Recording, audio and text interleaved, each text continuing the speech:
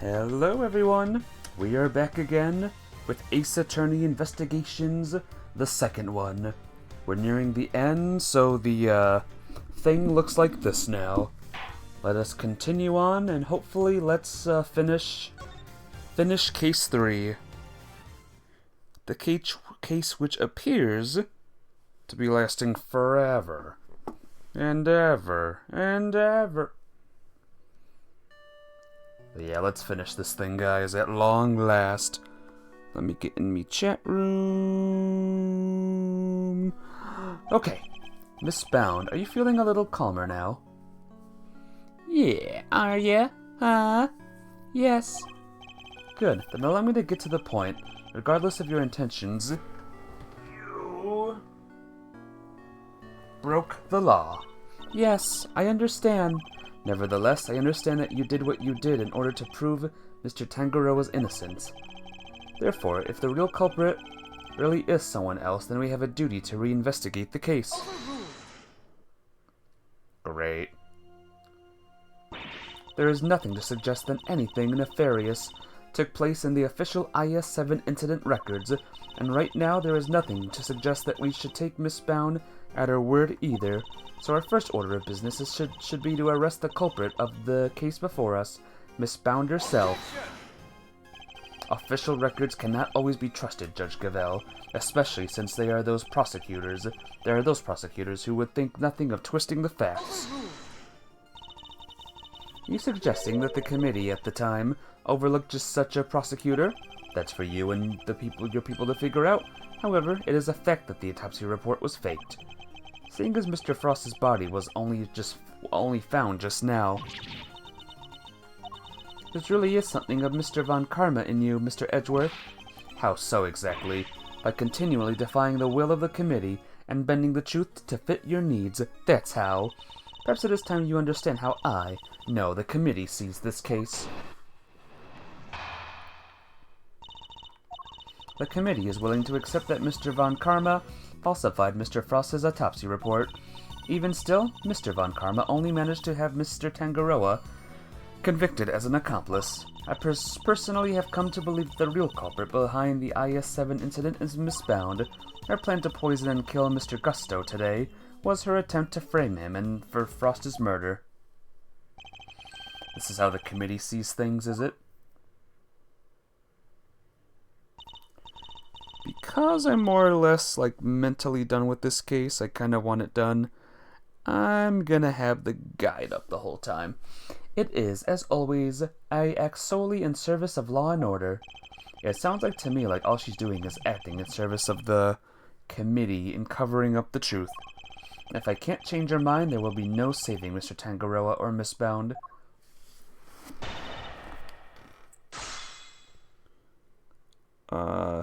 Give me a second, guys. Give me a second. Okay, so we gotta press. We have to do some pressing. The committee is willing to accept the thing. Even still, Mr. Von Karma is mean. Personally, I've come to believe that the real culprit is more mean. Find out poison and kill Mr. Gusto was her attempt to frame him for the Frost's murder. The murder! Why would Miss Bound have chosen to frame Mr. Gusto for the murder? Gusto. No doubt because he suspected her of being the real culprit. He may have entered what he thought was the Winter Ward wing simply to see if the Gemini statue was genuine. Little did he know that he would be greeted by a trap designed to silence him, the trap that nearly worked. Do you have any evidence to support that line of reasoning?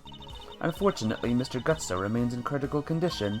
It will be difficult to prove anything until he regains consciousness. In other words, there is little we can do for now. On the contrary, there's plenty we can do. You still have not grasped the situation, have you? And allow me to spell it out for you. We have all the evidence we need to explain the IS-7 incident and the poison gas attack. We have therefore determined that there is no need to investigate either case any further. Okay, cool. Look very carefully. Very carefully. Oh, present. Fudge it. Alright. It doesn't matter which one.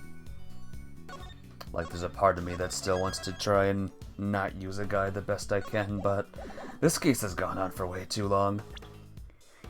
The right answer is the Gemini case analysis results. Apparently. I'm afraid there is still one question concerning the IS-7 incident that remains unanswered, Your Honor. Would you mind taking a look at this? What is it? They're test results, carried out on the liquid at the bottom of the Gemini case in the Winter Wing. As you can see, traces of blood were detected. The question is, whose? Until that question is answered, I hardly think you can claim to have all the evidence. There was blood in the Gemini case? When did I not hear about this from Eustace? Because Detective Gumshoe informed me of the results directly. I was planning to tell Mr. Winter about it myself, of course. You kept this to yourself until now, despite having no jurisdiction here whatsoever.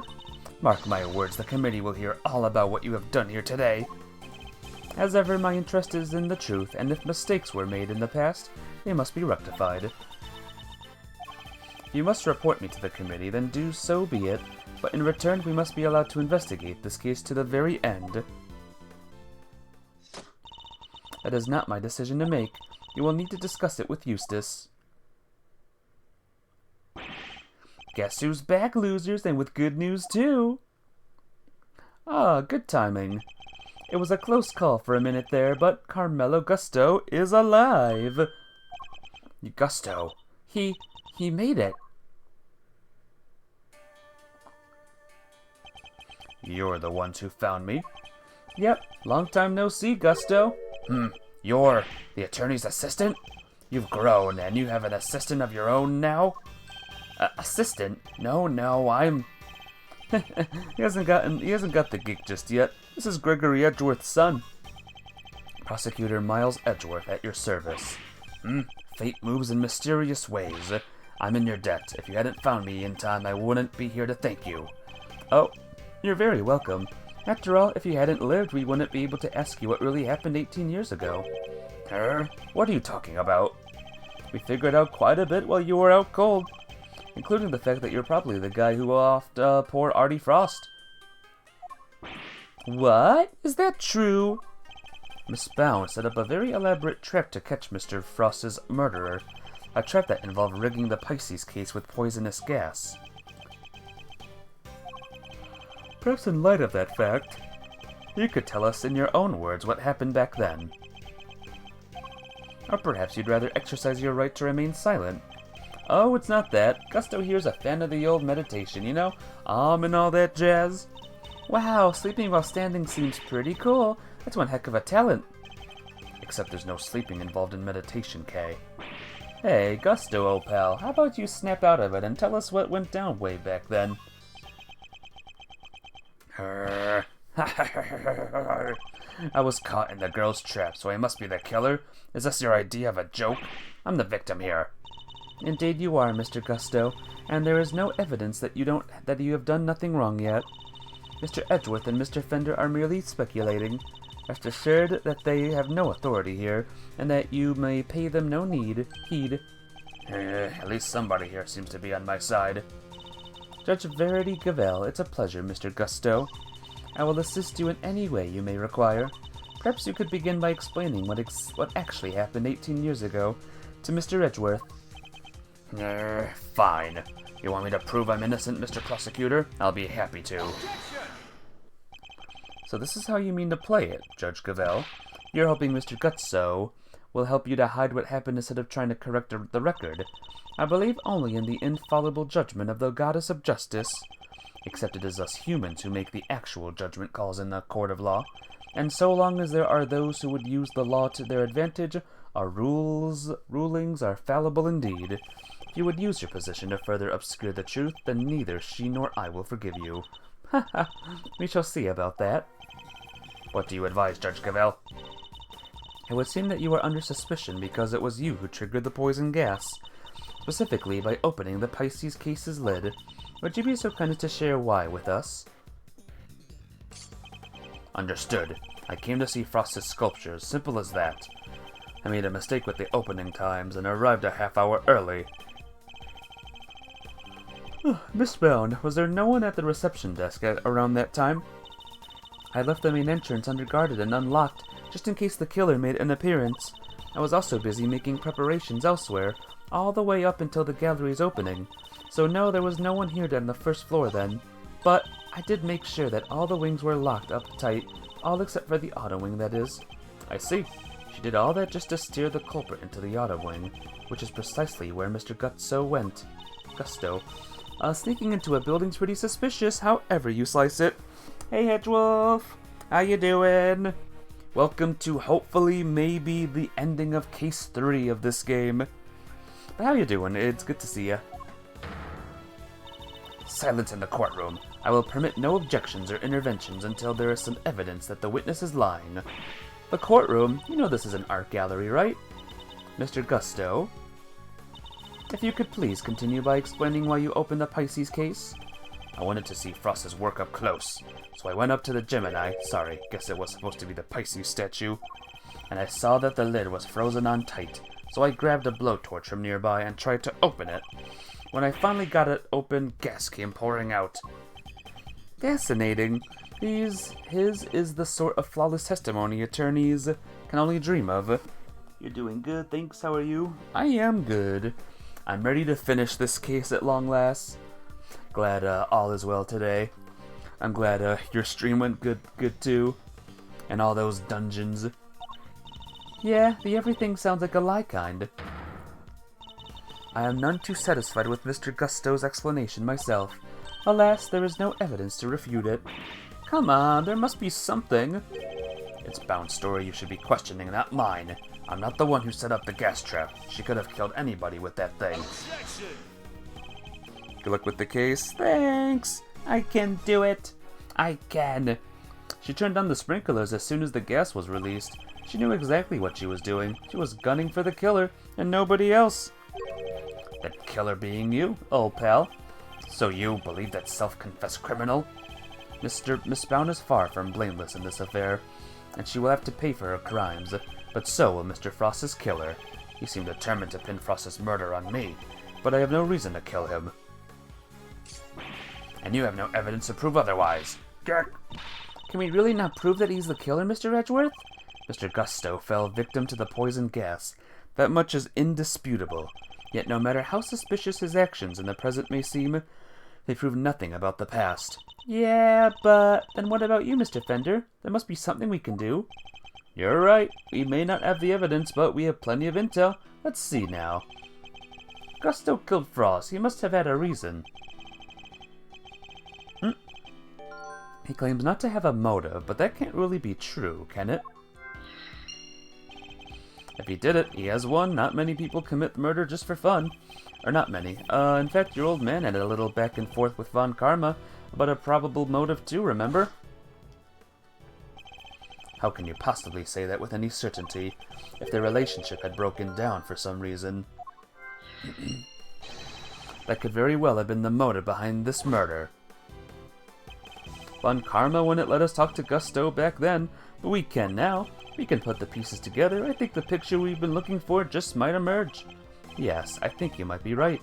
Need to think back over everything we know about the IS-7 incident. And then save the game! Especially the questions that never got answered. And the finger marks. Were you the one wearing the gloves? Miss Scone denied that the finger marks on the frame were hers. But what if they were Mr. Gusto's? Perhaps she had wanted to take a look through the ultimate cookbook for himself.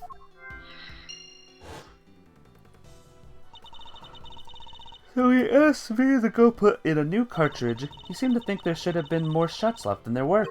In other words, the film ran out sooner than he expected. Yes, the number of shots he took didn't line up with the number of shots remaining. But he thought maybe he just lost track somewhere along the way. I thought I noticed these things for a reason. I just need to piece them together correctly. Let me save the game again. because it's a little bit closer to the thingy. In the absence of evidence, it's the only way to the truth. Motive. Cooperation ended? Wanting the cookbook? Remaining exposures? Helped in the final, but wasn't... Cookbook. I don't know, actually. Yay! Alright. Let's play a game called, Keep Piercing Them Together until we find the right one.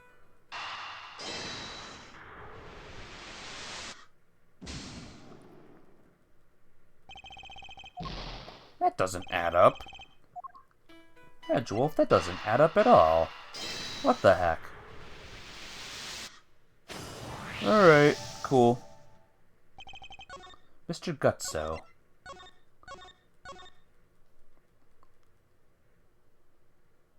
Mr. Gutso. Ah! We're going back in time. No!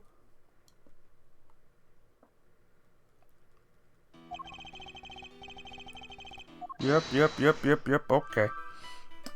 Ended and murder. Alright. What about remaining exposure in the cookbook? Maybe.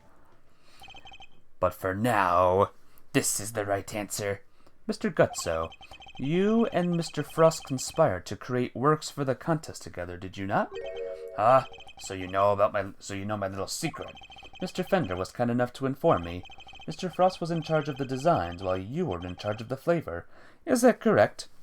Good going. Woo! What can I say? Still had a long way to travel on the road to becoming a master confectioner. But you only collaborated up and through the semifinal. Something changed after that. We both wanted to show what we could do. Show that we were better than Tangaroa. That's why you helped... Then why did you help Mr. Frost with his entry for the final? What grounds do you have to say that? Your own statement, made to Mr. Von Karma 18 years ago. You told him that you had been working together right up until the day before the final. Mr. Frost's entry was carved entirely from blocks of flavored ice. Ice which would have needed at least a day to freeze, and whose flavors would therefore have already been prepared for by Mr. Gutso.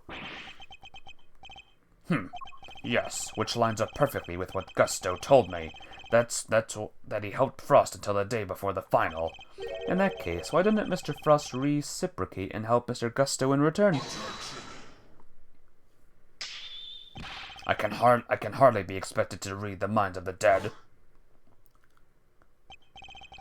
So why didn't Mr. Frost help you in return, I submit that your relationship broke down for some reason, and that became the basis of your motive for murder. That's not how it was. Sure, we stopped working together, but it was all perfectly friendly. You stopped working together in a friendly way? Kinda hard to imagine, but, okay. Besides, how do you think I did it exactly? Think I just strolled into Tangaroa's room and killed Frost? I couldn't have killed the man while Tangaroa was there working on his chocolate pieces, could I? So you see, it can't have been me.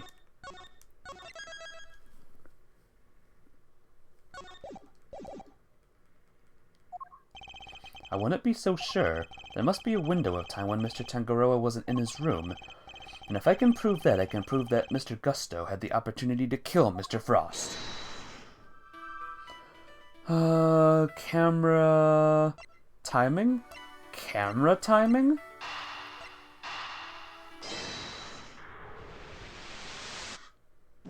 Yay! I'm so good at this game! I'm so smart! You said, cookbook and the timing. Oh, I did it wrong. Alright. Remaining exposures, cookbook. Yep, you were right.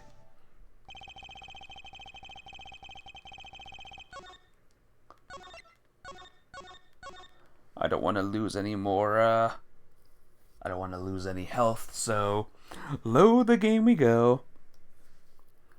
Hedgewolf, you should be an ace investigator. You're the real one here.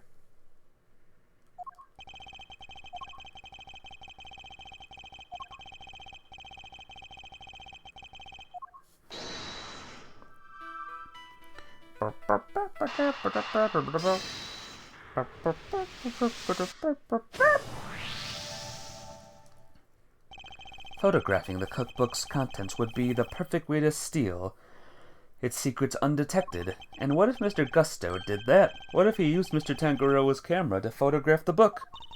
It'd be the perfect crime. So much better than stealing it and getting chased by the cops. A sneaky snapshot or 20, huh? That could work. The only question is, when would he have done it? Good question. What about during afternoon tea? Didn't Delicia say that Gusto and Frost had missed out on the little tea party they had? Which brings me to the next question. When do we know for certain that Mr. Frost was still alive? Then after the contest began, nobody saw hide nor hair of Frost, as he had secluded himself in his room, and the only person capable of entering his locked room was Tangaroa, possessing as he did the only key. Miss Scone, were Mr. Tangaroa's works the only ones you sampled? No, dear, I couldn't help myself.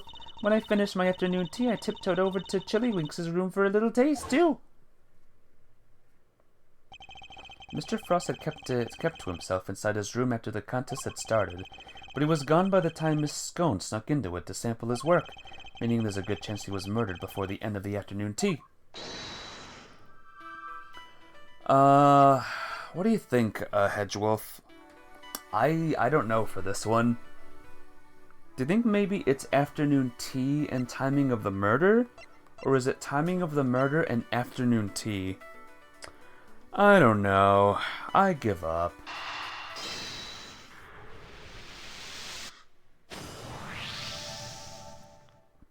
Oh, that was right. We can be sure that Mr. Frost was alive until the beginning of afternoon tea. You're not sure either? I wasn't sure either. I still don't know. Making tea time the only window during which Mr. Gusto could have killed him. Are you satisfied with Mr. Gusto's story now, Mr. Edgeworth? Sadly, I'm afraid I'm still rather unsatisfied, but things are finally starting to become clear, and the truth will soon come to light at last. You mean to say that you have uncovered new evidence? Evidence? No. I was hoping I might convince Mr. Gusto to open up to us about it instead. Oh, is it mind games time again? It is. Mr. Gusto, I have a question for you. I said I have a question for you. Yeah, what is it? You chose to make your entry for the final on your own. I told you I wanted to test myself. I wanted to prove that I was the best in the world. If that were the case, then surely you wouldn't have chosen to cheat in the first place. So tell me, Mr. Gusto, why did you feel the need to team up with Mr. Frost?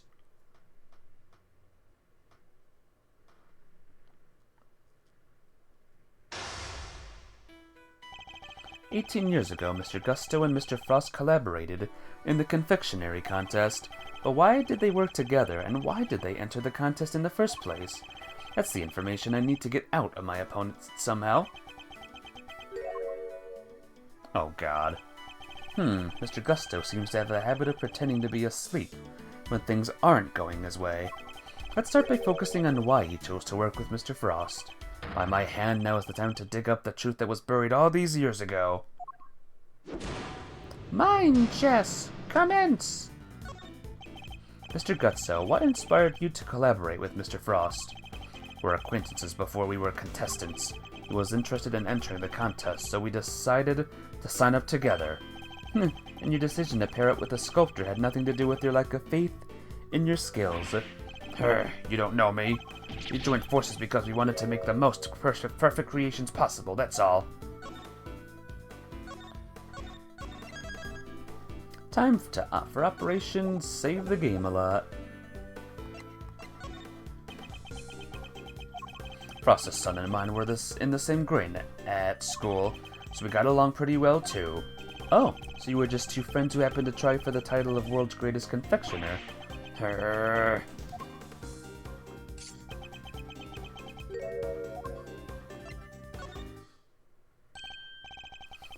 Pretending to be asleep while the going gets tough won't work on me, I'm afraid. Mr. Frost was a sculptor, Mr. Gutso. I doubt he cared much about winning the title for confectioners, in which case he probably had a different motive for taking part in the contest. Wouldn't you say? Fine, it was me. I wanted that title. Frost was the only in it for the prize, the ultimate cookbook. I see. And since your objectives dovetailed so neatly, you decided to work together. But then something happened. A breakdown in your relationship, perhaps? If so, I want to know why. Mr. Prosecutor, I'm still quite unwell after my brush with death.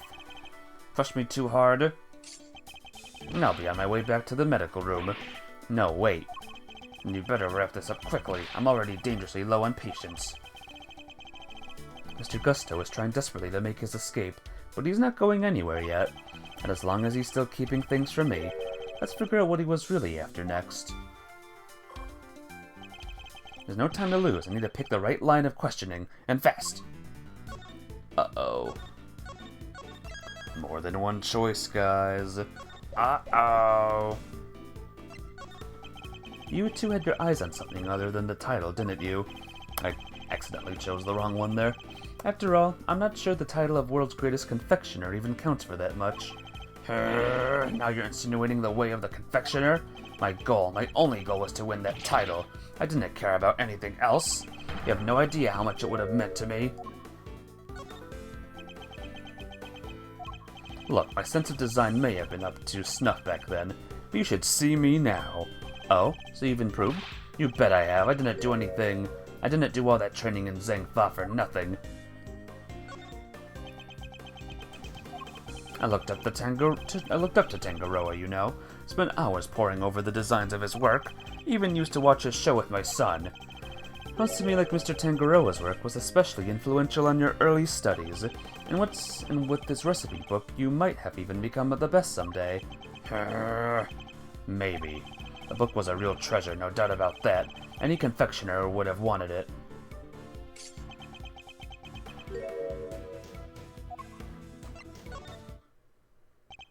Heh, you claim that your only goal was to win the title, yet you also seem to have an interest in the contest's prize, the ultimate cookbook.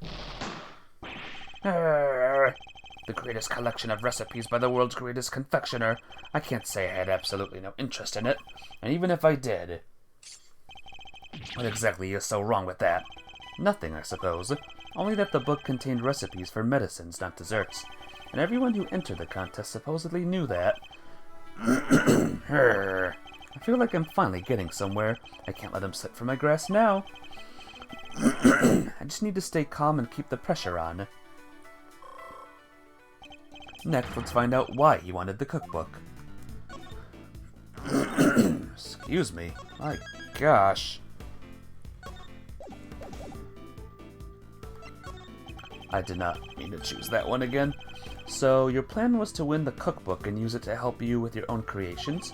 What else? A book like that could have improved my craft tenfold. You could have made a lot of money if you'd sold it. I don't know much about what was actually in there, but it was worth more than money, I'll tell you that.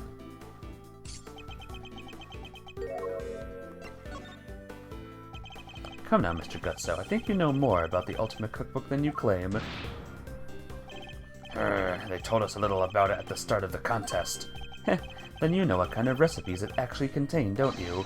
And that they weren't dessert recipes at all. I see you did your homework. Fine, so you know what was really in there. The Ultimate Cookbook, or the Angel's Cookbook to give it a proper title. It's a collection of chemical formulas and ways to synthesize new medicines nobody ever heard of. So, he did know that the cookbook actually contained recipes for medicines. This could be an important clue. Let me save again. Did you know how valuable the cookbook really was? What kind of question is that? It was a collection of Tangaroa's recipes. There wasn't a confectioner in the world who wouldn't have wanted to get their hands on it. Time to deploy my clue. Your designs may have been proved thanks to your training in Zangfa, But you clearly didn't do work on your skills of deception. You already admitted that you knew the ultimate cookbook was a collection of recipes for medicines.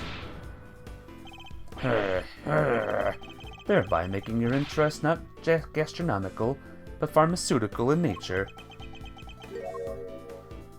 Alright.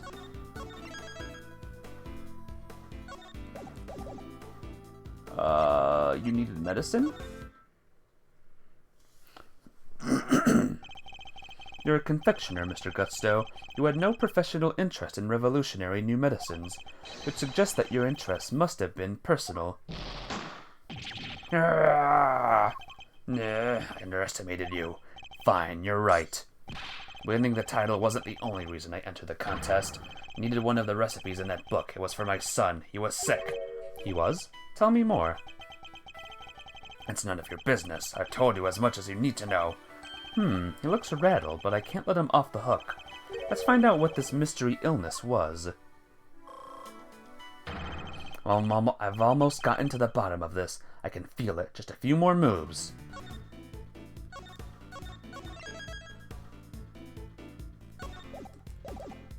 Let's try... son. Could you tell me the name of the disease your son suffered from? You're a real cold customer, Mr. Prosecutor. Isn't it enough that he was seriously ill? Why would you force me to tell you more? I don't have a clue as to how to proceed with this line of questioning. I'd better try another tack. I need to study more of my opponent's reactions and pick my own reactions accordingly. Tell me a little more about your son. He was my pride and joy, and my biggest fan. And you entered the contest in order to help him? You clearly don't have children of your own. Any father would have done the same. I would have done anything to help him. Anything. He would come see me here at the contest venue, too. Right up through the semi-final. Really? He didn't get in the way of your work? If you were trying to beat Samson Tangaroa, surely you didn't have the time to look after a child. Yeah, well, I wanted to do what I could for him. He said he wanted to always be the first to try my creations.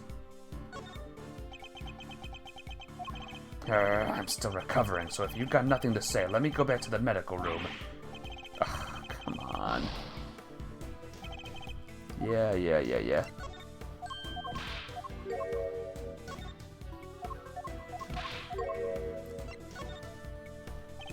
You said your son was sick, Mr. Gusto, yet he was able to come and join you for the contest. It wasn't that kind of illness. Nothing life-threatening anyway. This feels like it could be an important clue. We have a clue, guys. Boom. Could you tell me the name? Time to deploy my clue. You've already shared with me that your son's illness wasn't life-threatening. Hey, Captain Chips. It's chess time, yep. Are you ready for some chess?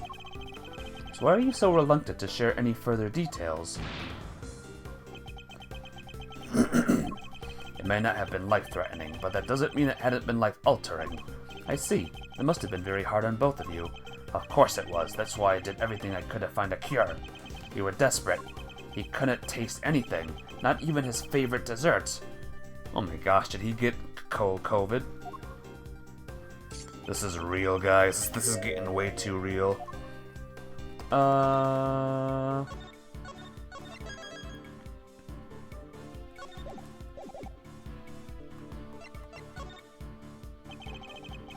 Ultimate Cookbook contains the recipe for a very particular medication Mr. Tangaroa could use to cure himself of his own taste disorder. So, he had it too? Too, you say? So your son had a taste disorder then, am I correct? How did I let that slip? You've been asking me to believe that you needed to win the cookbook in order to cure your son. But was that really the case? Of course it was. What are you saying? I'm saying that I'm not so sure that true's based on everything you've told me. I don't have a clue as to how to proceed with this line of questioning. Better try another tack. So you needed the cookbook to cure your son. Yeah, nowadays you can get the medication he needed anywhere. But back then, that book was our only hope, which is why I didn't dare waste my time on fancy tea parties. I had to give all to my work. And what about Mr. Tangaroa's work? Surely that tea break gave you the perfect opportunity to go steal a glance at it. What makes you think I had the energy nor time to care about what the others had made? I'm still recovering. Nope. I'm still rubbish at this.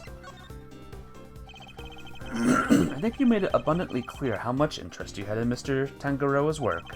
Once more, if you were that determined to win the ultimate cookbook, I seriously doubt you would have passed up on a chance to take a peek at your competitor's entries.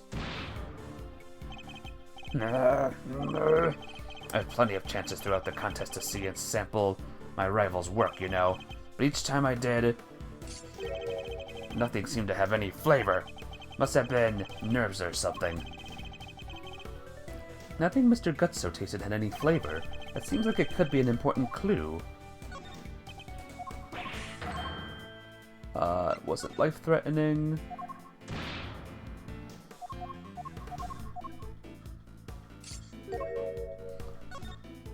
Okay, saving again. Taste disorder.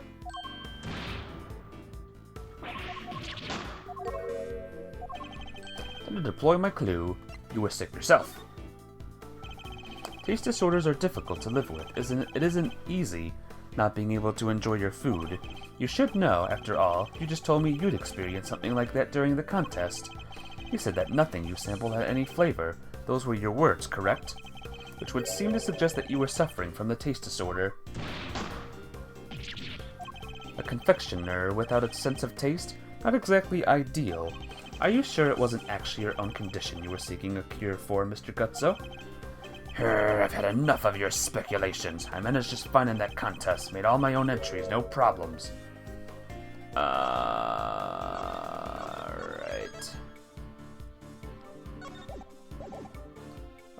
Frost?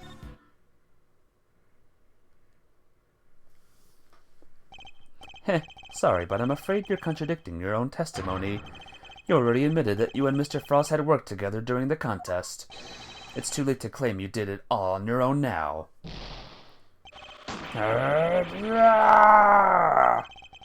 You would have us believe that you are a man of principle, a dedicated student of the confectioner's art. Yet you abandoned those principles and conspired with Mr. Frost to rig the contest. All so you could cure your own taste disorder. You got me, Mr. Prosecutor. As you said, my sense of taste was shot. My son's was fine. I'd kept it hidden for so long, 18 years and nobody knew. Sadly, you can lie to others, but you can't lie to me. Both Mr. Gusto and Mr. Frost entered the contest hoping to obtain the ultimate cookbook for the medicine that would cure Mr. Gusto's disorder and the money it would bring in for Mr. Frost. Thus, an uneasy alliance was forged, and that, I believe, is checkmate. Yay! Woo!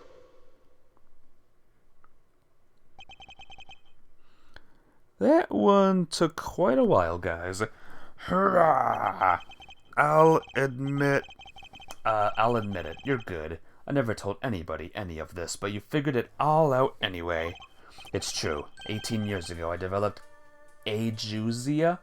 Ajusia? What's Ajusia? Is that real, guys?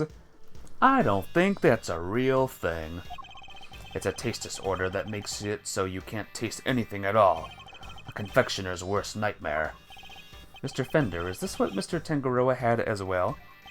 No, the big man had what they call dissociated taste disorder. Basically, some things he could taste just fine, while others had no flavor at all. So he suffered too? Can't have been easy. Not when there wasn't a way to cure it on the market. Which is why you needed Mr. Tangaroa's cookbook. Do you admit now that it was the real reason you entered the contest? It was only one of the reasons. I wasn't lying when I said I wanted the title. When I put my mind to something, it gets done, and I won't lose to anybody. I may not have been able to taste it then, but I still knew my stuff was good enough to win. Oh? So you went into the final thinking you stood a good chance of winning? Of course.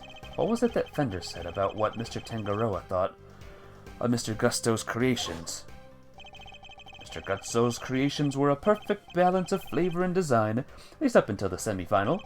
but disappointingly, his entry for the final was subpar on both counts. You were told that your entry for the final was far from the prize-winning taste sensation you describe. What happened, Mr. Gusto? What went wrong that day?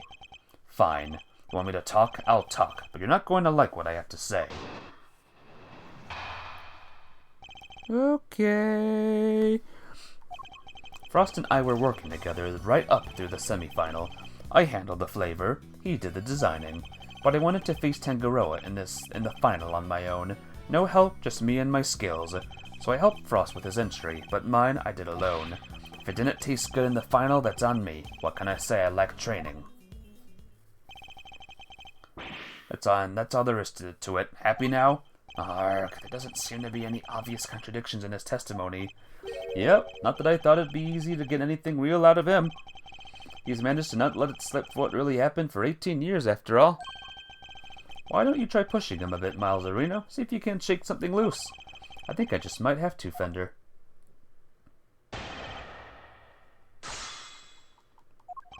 No. No. And yes, I have the guide up, by the way, Captain Chips. I have the guide up. I am, done being lost for a while. At least when it comes to this case. Maybe I'll put it away in the next case. What if he wasn't doing the favors? The flavors. What if who wasn't doing the flavors? I don't know. I don't even know, like, what we're trying to learn anymore. And yet, I heard that your creations prior to the final were scored highly for their flavor. So what went wrong? Was there some kind of cooking accident on that day? No, nothing like that. It was, I told you, I had a taste disorder.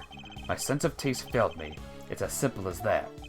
But Mr. Frost's entry was complimented on its flavor. Your sense of taste hadn't failed you then. Did something happen overnight? I don't think he's going to spill any more beans, Mr. Edgeworth. And perhaps I should ask him about something else. Alright. The semi-final. Something changed between the semi-final and the final, Mr. Gusto? Not really.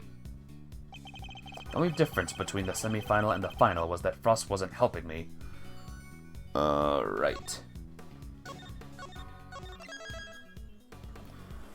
This guy and the dead guy from 18 years ago did the looks. One did flavor? I don't know what that means, sorry. I'm too stupid for this, I'm sorry. Alright, present the this.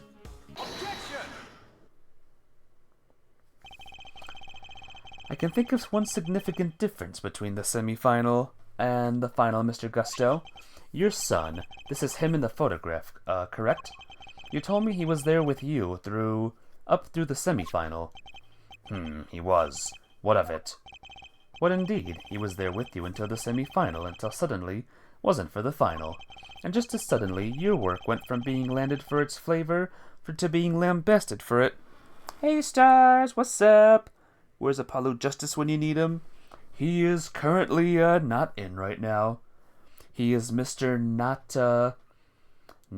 Sir Not in this game. How you doing, stars? How was your Animal Crossings? I don't think that's a coincidence, do you? He wasn't just spending quality time with his father. He was playing a much more pivotal role than that. I just wanted him to see me hard at work, to show him I was trying my best for us. You're good, how am I? I'm doing good. I'm surviving as good as I can do. Sir not appearing in this film. Yep. Sir not appearing in this game. Ho ho ho ho. Who knows, maybe it was him being here that helped me do so well in those early rounds. He talks a good game, but nothing about this guy screams super dad to me. Indeed, thankfully we only have to give such an idea credence if his story were true. After all, how much could the encouragement of one small boy affect the taste of a grown man's work? Mr. Gusto prided himself on the flavor of his creations, but then he lost his sense of taste. It was good, no Zucker, but you tried? Aw, man. Gotta find that Zucker. He must have had a tough time maintaining his high standards after such a devastating loss, unless... I'm sure your son was here to cheer you on, but that wasn't all he was here to do, was he? Was it? You're a very suspicious man, Mr. Prosecutor, but why not try entering yourself for a change? Well, what was an elementary school kid doing here, other than to support his father? To taste your crashins. Your son knew the taste of your work pretty well, I imagine, Mr. Gusto. He was my biggest fan. Of course he knew it. In which case, he would have been a good judge of whether something tasted on brand, so to speak. No? 10 stream streak. Wow! You would think it was Zucker? Zucker was the murderer? Oh my gosh! Well done on the 10 stream streak, though, my friend. What are you implying? You've already told us that you were suffering from a taste disorder.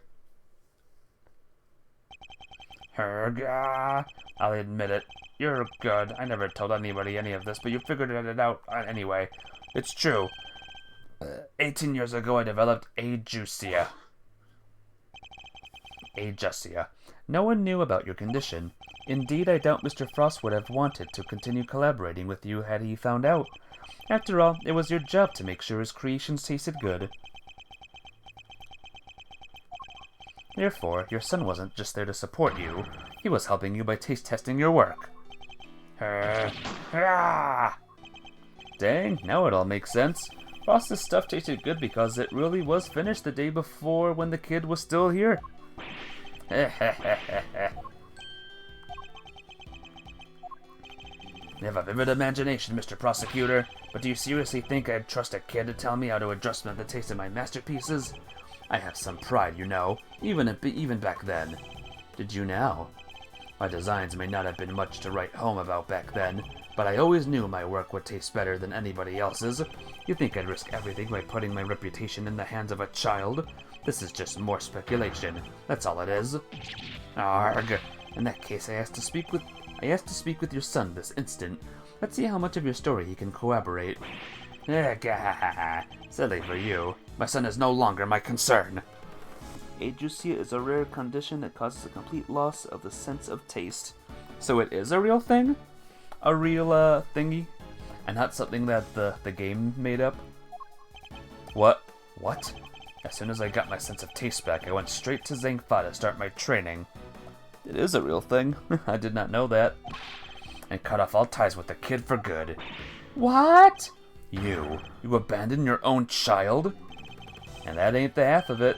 No one knows where he is, even now. The cops have looked all over for him, but no dice. So still think you can prove your asinine theory? I'd like to see you try. You think I care about anything besides confectionery? Think again. I got my sense of taste back. What need do I have for a son? Silent in the courtroom. While Mr. Gusto's words and actions may demonstrate a certain lack of humanity on his part, the goddess of justice cannot judge him for that. Therefore, Mr. Edgeworth, I believe it is time for you to admit defeat. It is apparently weird.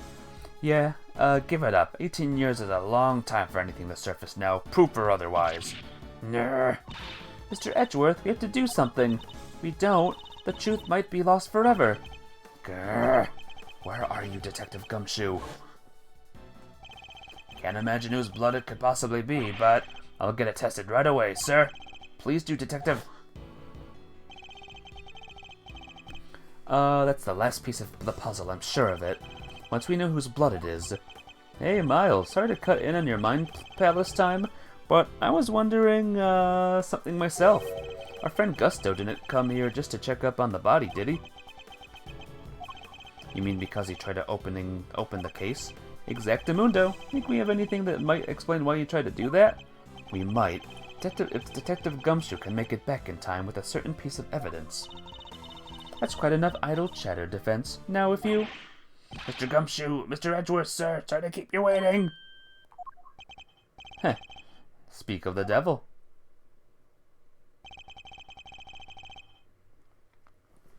I take it you have the results, Detective? Yes, sir. The lab just got back to me. Detective, please, court is in session. Now then, am I right to assume that you are bringing us evidence that Mr. Edgeworth was just speaking of? What? Hey, no fair. Why didn't anybody tell me about any of this? It is indeed the evidence in question, Your Honor. It needed testing, so I asked him to carry it out. What the? Why is everybody always helping you? I'm supposed to be the one in charge here. Mr. Winner, I'm sorry it didn't involve you, but this is important. Can we at least hear what the detective has to say? Well, alright. So Detective Gumshoe, why did you have to tell us? You're not gonna believe this, but the owner of the blood we found in the liquid at the bottom of the Gemini case is Carmelo Gusto, the victim of the poison gas attack. What are you talking about? Thank you, Detective. You've been very helpful. Well, it looks like my suspicions were correct. What do you mean, Mr. Edgeworth? Yes, what do you mean? Explain yourself. What is the significance? Oh, hey, Mafia! Mafia has banned the likely ban evader. How dare you, Mr. Random Person, try to do the cheap viewers on ... How you doing, Mafia? It's good to see you, though. We're almost done with case 3, Mafia. We're so close. It's only the very thing the perpetrator of the IS-7 incident has been trying to hide all these years.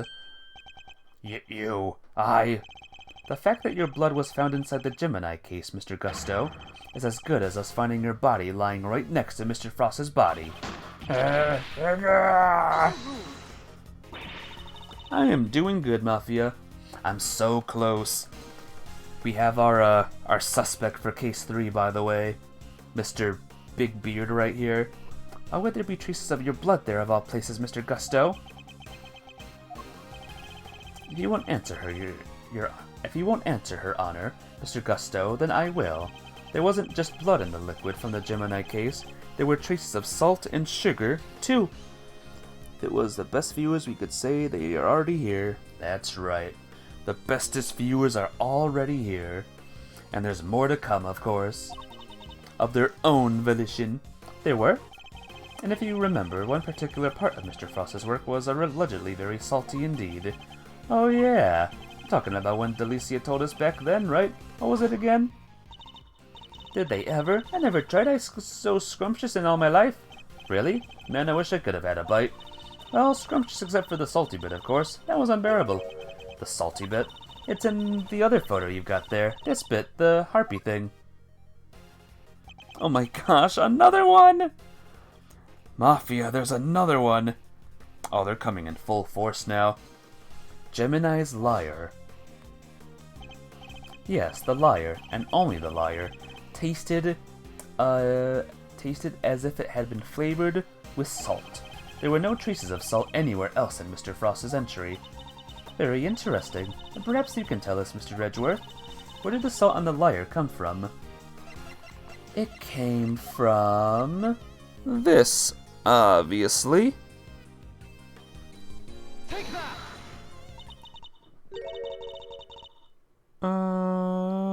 Right.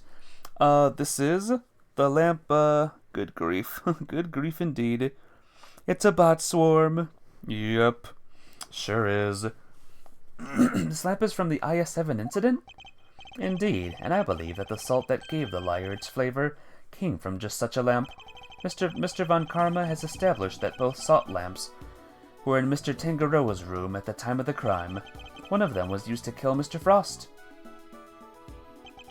and it was stained with his blood, but no corresponding proof of blood was found in Mr. Tangaroa's room. Right, because the culprit had chucked the piece of chocolate with that on it in the little stream.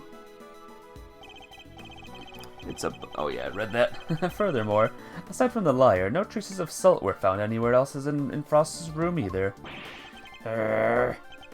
Hey, come to think of it, the lamps were found in Delicia's room were both broken. The lamps appear to be broken. Bulbs are smashed, both of them. Maybe they fell and broke onto the floor?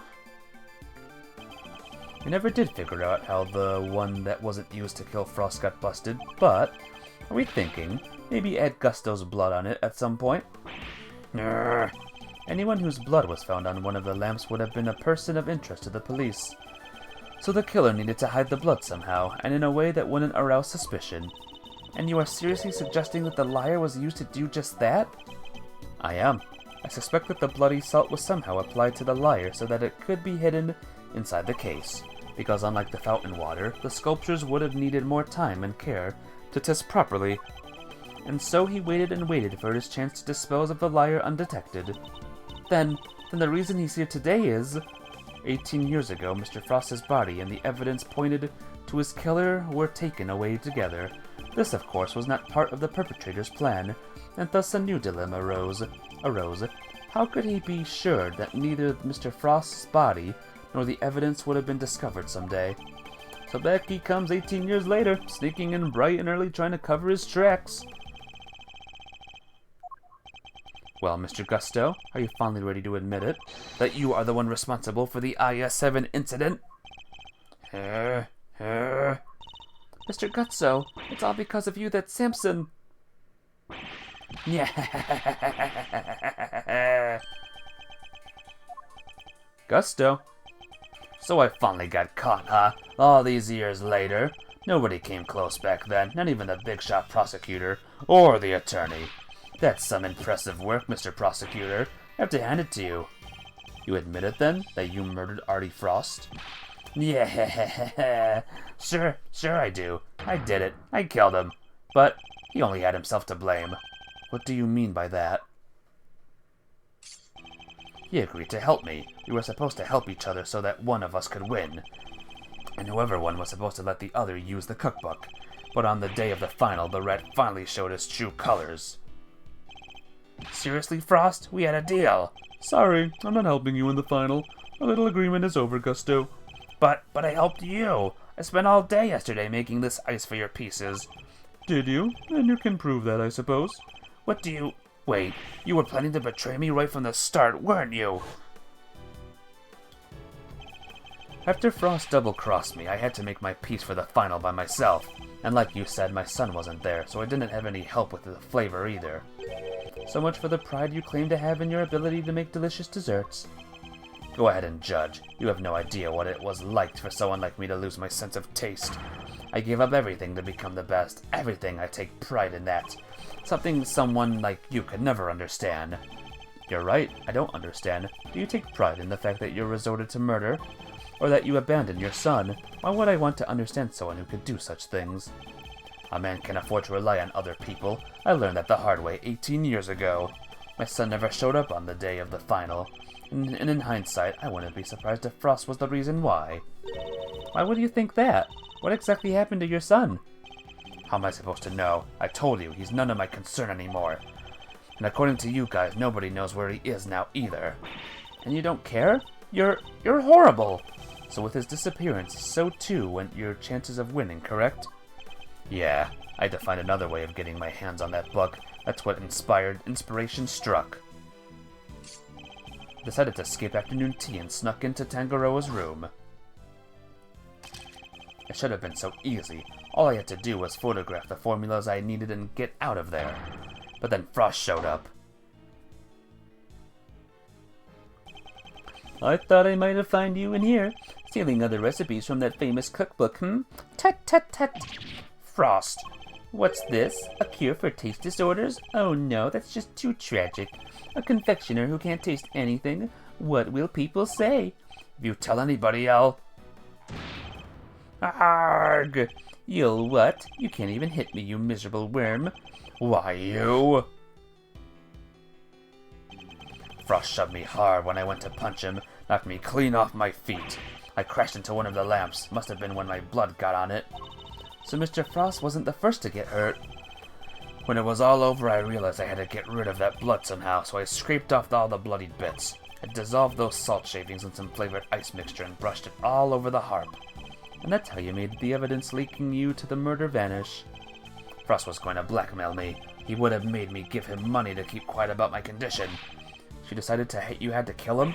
Yeah, I guess I did. Why would I let him live? Would you want someone holding something like that over your head? Besides, he's the one who drew first blood. Makes for a solid case of self-defense, don't you think? So that was the impetus behind it all. Anyway, initially took the lamp to Frost's room. Went straight there once I figured out I was going to hide the bloody part. Inspired by all the ice sculpting tools lying about the place, I guess. You're not as dumb as you pretend to be. Yeah, I figured I could use them to chip it off and grind it up. Once that was done, painting the stuff all over the harp was easy. But why, Samson? Why did you have to frame him? I never meant for the cops to pin it on him. That was your fault. You and the rest of them. Why do you think I went to the trouble of placing the lamps and the cloths back in Scone's room? There's only one reason to plant the murder weapon in the room of another contestant. That's to cast suspicious on that person. Suspicion. What? You tried to frame me, Gutsy Pants? Yeah. But why? Why poor old me? I respected Tangaroa. He was the best. A true champion. I would never have wanted him to take the fall. But you're a fraud. Your work wasn't even real. You had no respect for our craft at all. You deserve to be punished for what you did. Oh, Gutsy, how could you? And you had refrained from eating Tangaroa's work, Frost's body wouldn't have been found. My plan was to wait until Tangaroa was judging your room. That's when I'd sneak into the corpse into Frost's room and freeze it. But thanks to you, Bound here found it before I had a chance to retrieve it. I don't understand. Why did you need to freeze his body at all? Ah, why indeed? Mr. Edgeworth, surely you must know. Why did Mr. Gusto need to freeze Mr. Frost's body? It is to do to this one, apparently. Mr. Gusto needed to freeze Mr. Frost's body in order to obscure the time of death. If they determined that the murder occurred during afternoon tea, then he would be an obvious suspect.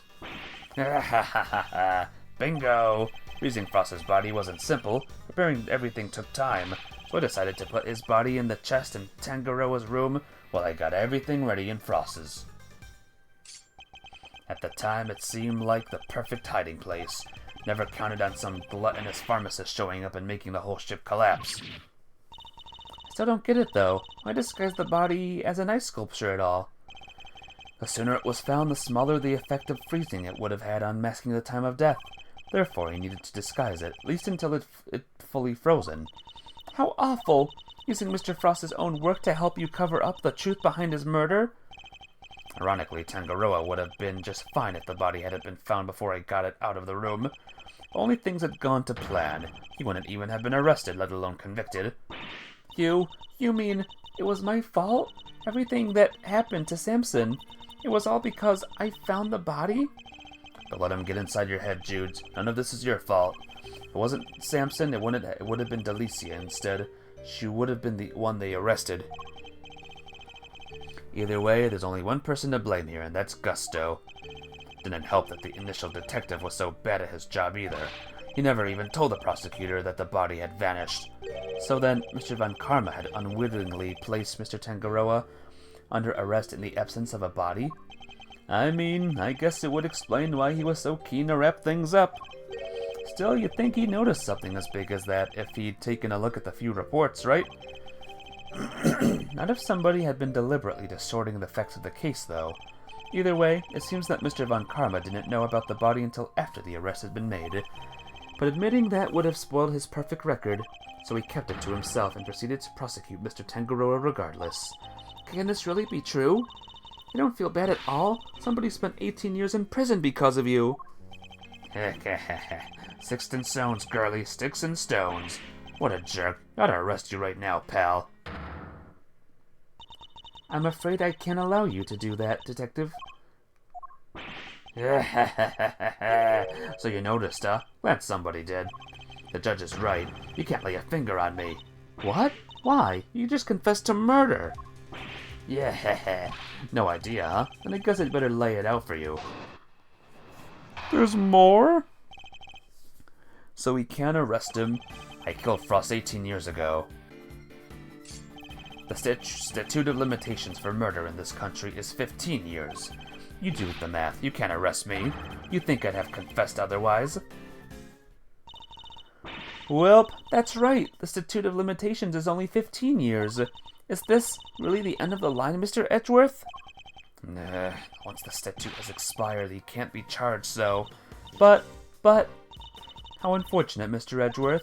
I'm afraid that both Mr. Gusto's confession and your deductions will have to be struck from the record, and that Mr. Tangaroa's conviction will remain in place. But we've finally proven that the police never had Mr. Frost's body in their possession. Even if we can arrest Mr. Gusto, surely Mr. Tangaroa has grounds for a retrial on that basis? Does he? I wouldn't be so sure. I'm afraid that the goddess's judgments are somewhat harder to overturn than you might imagine. So the committee means for the verdict from 18 years ago to stand no matter what?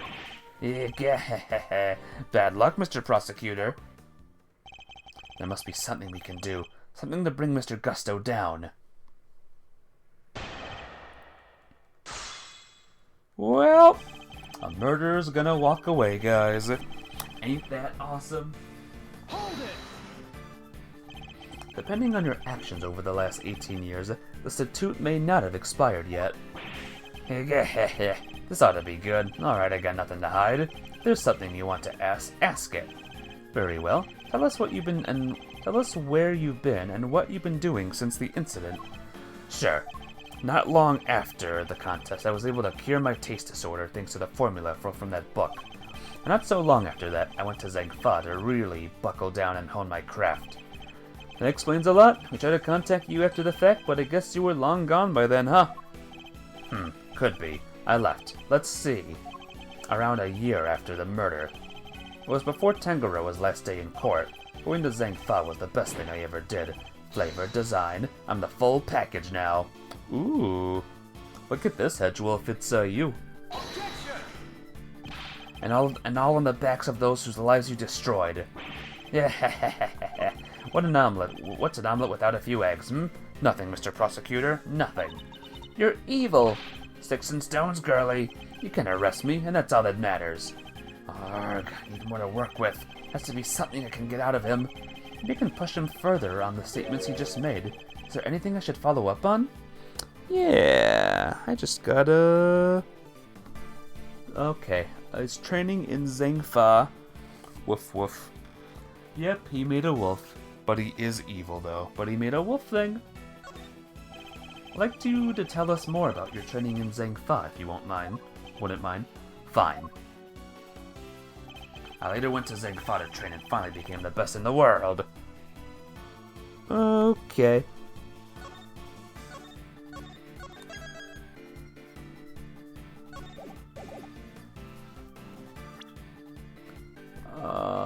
Let's see. The statute is suspended and should the suspect flee to a foreign country. Ooh, the statute is suspended. Well, you're in trouble. Objection! You're in trouble, mister. The statute of limitations for murder is subject to the following condition. The statute is suspended should the suspect flee to a foreign country, which means that the time you spent abroad doesn't count toward the total time under the statute. No way! So it's like somebody hit pause while he was in Zangfa? It appears that there may be time left on the clock yet, but that will depend on how long you stayed in Zangfa, Mr. Gusto. It was 3 years exactly. 3 years? Hold on. Nobody said anything until I've done my math. The murder happened 18 years back. The statute is 15 years. Add the 3 overseas. 15 plus 3 makes exactly 18, which means no way. Mr. Edgeworth, you did it. The statute hasn't expired after all.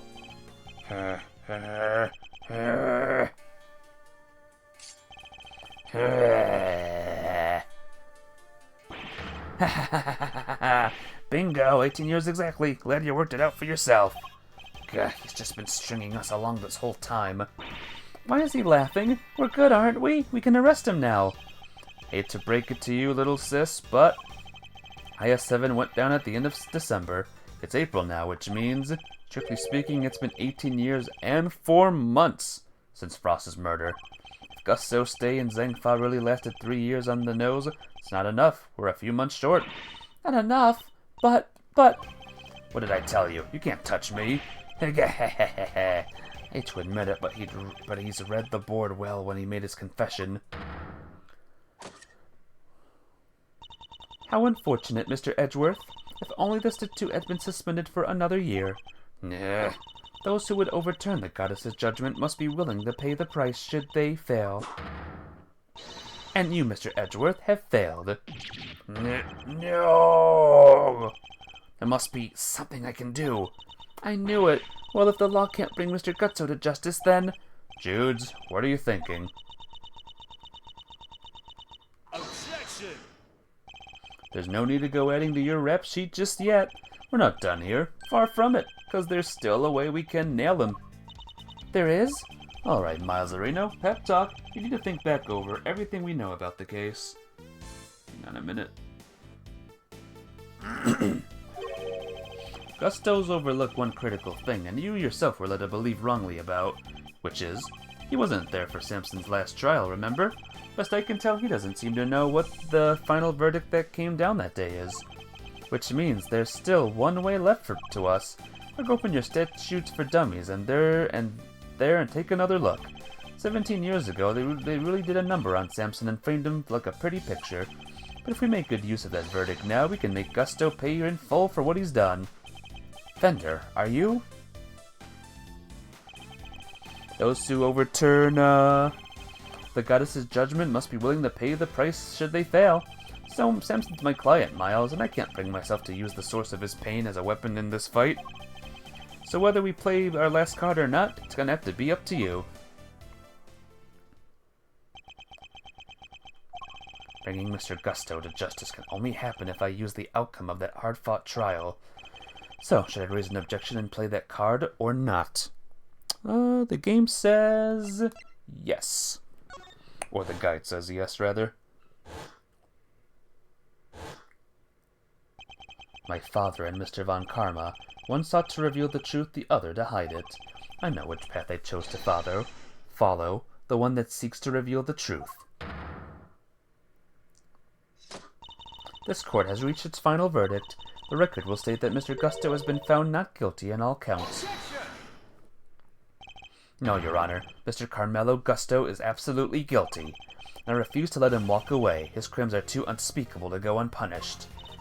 Do you mean to suggest that you have grounds upon which to call for his arrest? I do. Now to show Judge Gavel something that proves the statute of limitations hasn't expired yet. The case file. Very well. Is there a particular page of the case file you would like to do the thing with?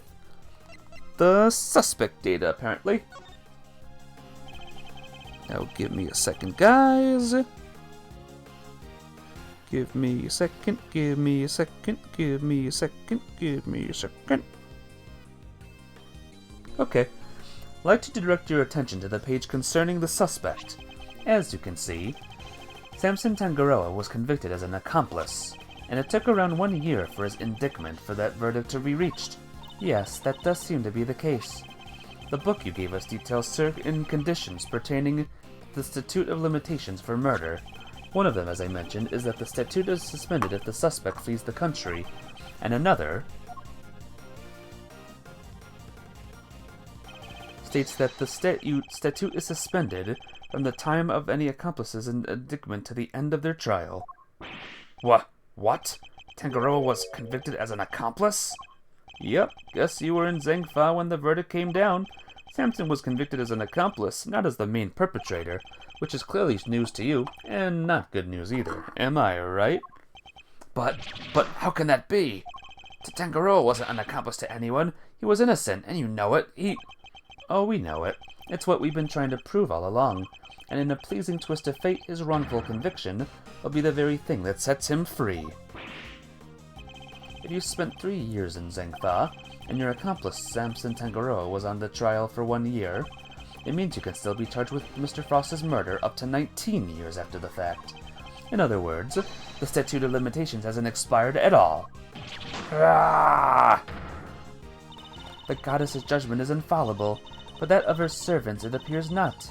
It seems the prosecutor in charge of this case may have erred. Unbelievably, we may have no choice but to investigate a full inquiry. No, how could this... If you weren't supposed to be able to...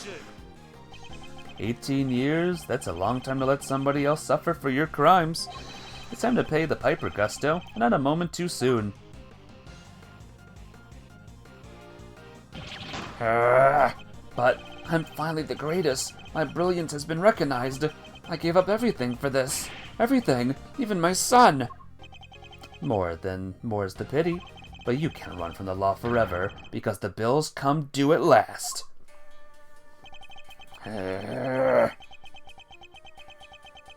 Breakout time.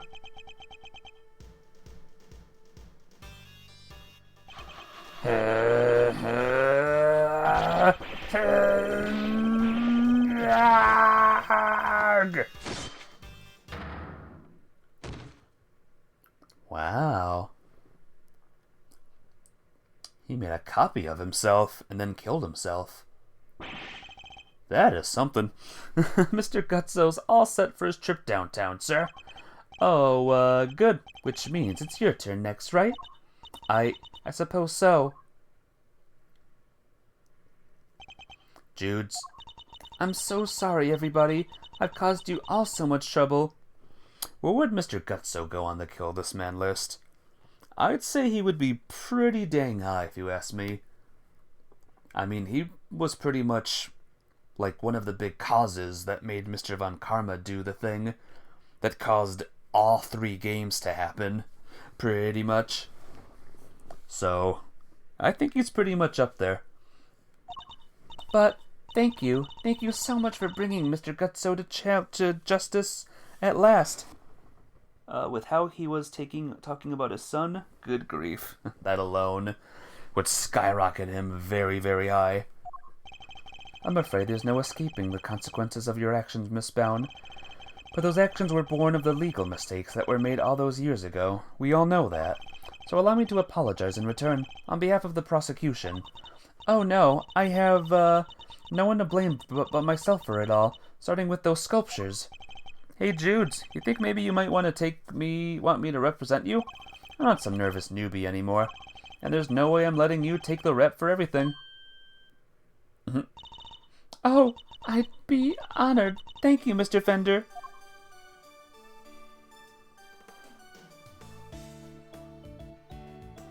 Yay! Sorry, ma'am, but you gotta come with me now. Of course. Bow. Bow. Later.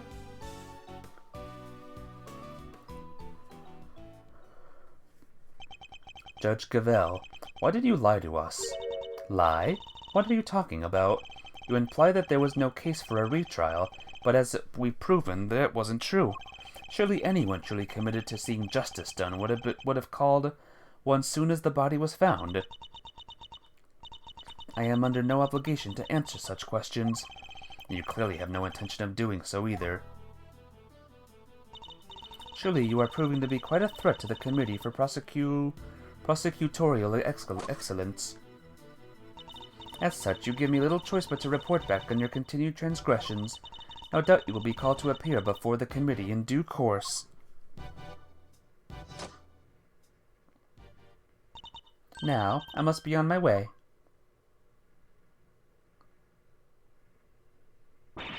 What the heck? And after you caught the real killer and everything? Isn't that what prosecutors are supposed to do?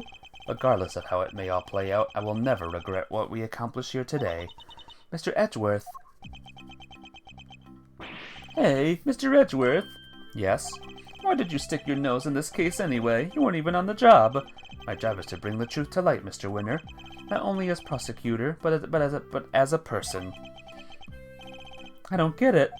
I wouldn't expect you to understand, not as long as you believe that closing a case makes you a winner. That's going way over my head. I'm going home. What a baby. What was that all about? Eustace still has a lot to learn is all. Milesy Wilesy.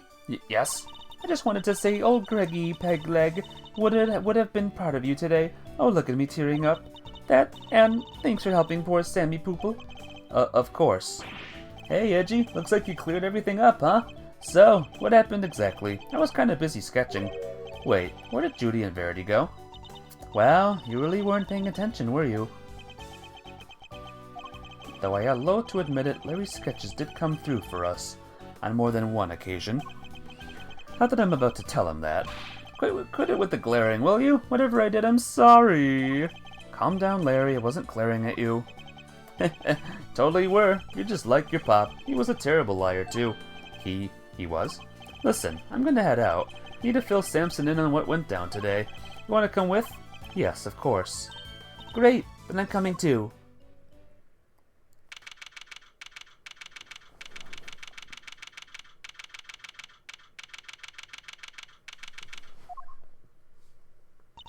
So what's Mr. Tangaroa like? I can't wait to finally meet him. Oh, he's a real sweetheart. You'll love him. Even while locked up, he can't help but make all sorts of cookies and cakes for everyone. That's why 3 p.m. cake extravaganza is a thing for prisoners and guards alike. Really? That sounds awesome. You think there'll be any left for us to try? Didn't we find a few slices of chocolate cake in prison the other day? Could they have been some of Mr. Tangaroa's baked goods? There he is. Gummy, what are you doing here? I heard you all were coming to see Mr. Tangaroa, so I volunteered to escort him. Hello, new friends. I'm Samson Tangaroa, Prosecutor Miles Edgeworth at your service. And I'm Mr. Edgeworth's trusty sidekick, Kay Faraday. It's very nice to meet you both. Miles here is Gregory's son. Is that so? Your father was very kind to me, and fought so hard for my case. But in the end, I betrayed him. I made a false confession and... Don't worry, Mr. Tangaroa. Mr. Fender has explained everything to me. Sure did, and now we're here to tell you the truth about what happened 18 years ago. The truth? Judy did all that? For me? Crazy kid racked her brain for 18 years until she finally figured out how to set you free. What can I say? Turns out she really would do anything for you. Oh, Judy, I never did anything to deserve such devotion. Come now, Mr. Tangaroa. I think we all know that's not true. The bond between the two of you has held strong for all these years, after all. You think so? I guess I'd better show him. Which piece of evidence is proof of the bond Mr. Tangaroa and Miss Bond share? It is... the chocolates. Take that! Those chocolates. Judy made them, didn't she? Give me a second.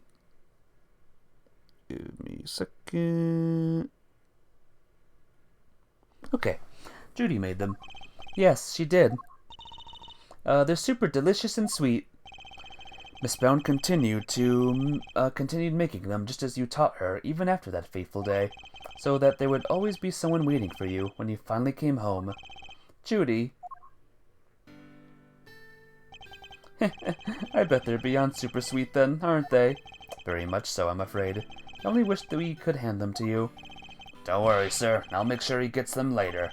Which would be a clear breach of prison policy. Not that I have the authority now to stop him anyway. Thank you very much. You know, Detective, something about you reminds me of Detective Bad. Really, pal? 'Cause I look up to him a lot. He's my role model. You don't say. He seems fate likes to bring people of all sorts together, huh? Hang in there, Samson. Just a little longer. Should be able to get you out soon. I'm sorry it's taken so long. Nobody should have to wait 18 years to get justice. Don't be silly, Eddie. I'm the one who should be saying sorry. Or rather... thank you. Truly. Samson. Well, I guess it's my turn to wait for Judy to come home now. I'd better make sure there's something delicious on the table for her when she finally walks through that door. Don't let me down, Eddie. Leave it to me, big guy.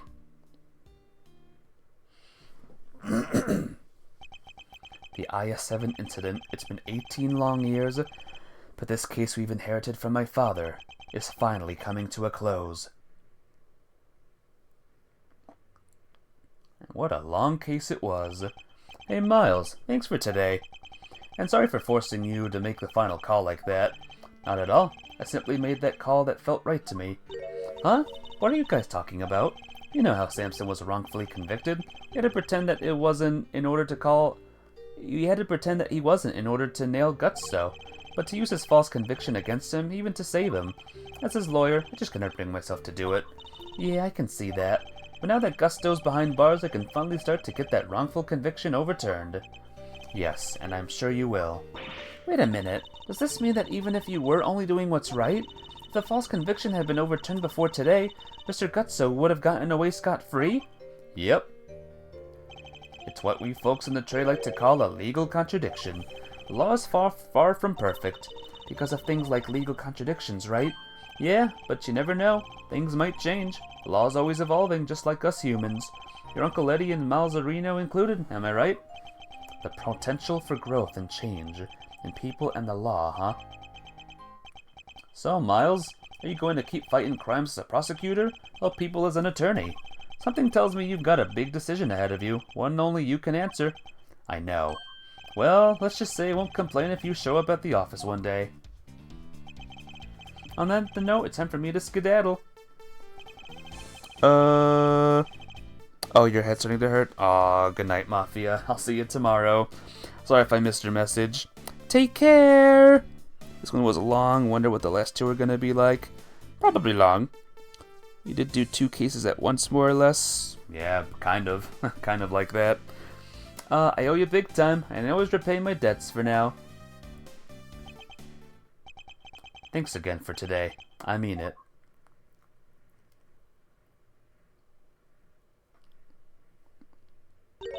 Did he seem kind of in a hurry to get out of here to you? He did. And honestly speaking, I'm the one who owes him a debt of gratitude. After all, he gave me the chance to reckon with my father's final case. When I was a boy, all I ever dreamed of was becoming an attorney like my father. But then during my time with Mr. Von Karma, I learned the way of the prosecutor instead. Eventually, with the help of some good friends, I found my own voice and a new way to live. But now my career as a prosecutor is at risk of being taken away from me. It may be time to take another long, hard look at how I want to live my life, whether I like it or not. Oh man, is he gonna quit, guys? Is he gonna quit being a prosecutor? Hey, Gregory. Sorry for reporting in so late. May have taken 18 years, but we're finally in a position to prove Samson's innocence. All thanks to your boy, Miles. I couldn't have done it without him. Should have seen him. The way he fought for the truth gave me chills. It was like I was watching you. Look, I know I'm not half of the attorney you were, but those guiding principles you tried to instill in me, I like to think I'm embodying them now as I carry on your legacy. Here's hoping. Awesome. Your boy will be joining me in that soon. You get it? What do you get? Am I going to fight crime as a prosecutor, or help people as an attorney? What is the right answer? Which path should I choose? Stories about how he basically overthrows the prosecutor's committee and becomes chief prosecutor, as we'll see him in the later games. Yeah, probably. Though I don't know. I don't know when this game was made, nor do I know when the 5th game was made. When it was revealed that he would be the chief prosecutor. Turnabout forsaken. Maybe Edgy should become a detective? Oh, maybe. Maybe he should become a cop. A normal cop. No, wait, that's a bad idea. Very bad idea. What if Edgeworth and Gumshoe switch places? I hereby call this meeting to order. Oh boy. The committee is gathered here in the sight of the goddess to pass fair and frank judgment. The purpose of this hearing is to assess the professional competency of Miles Edgeworth.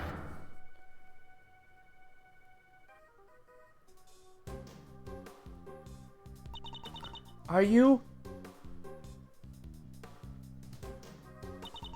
Why are you wearing that raincoat? Don't tell me Kay's gonna die. No!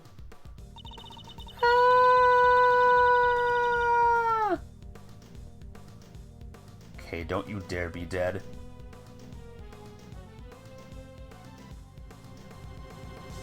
Don't you dare. Between Apollo and the 5th, maybe. left to compare dates. Remember reading this was made between Apollo Justice and the third game. Interesting.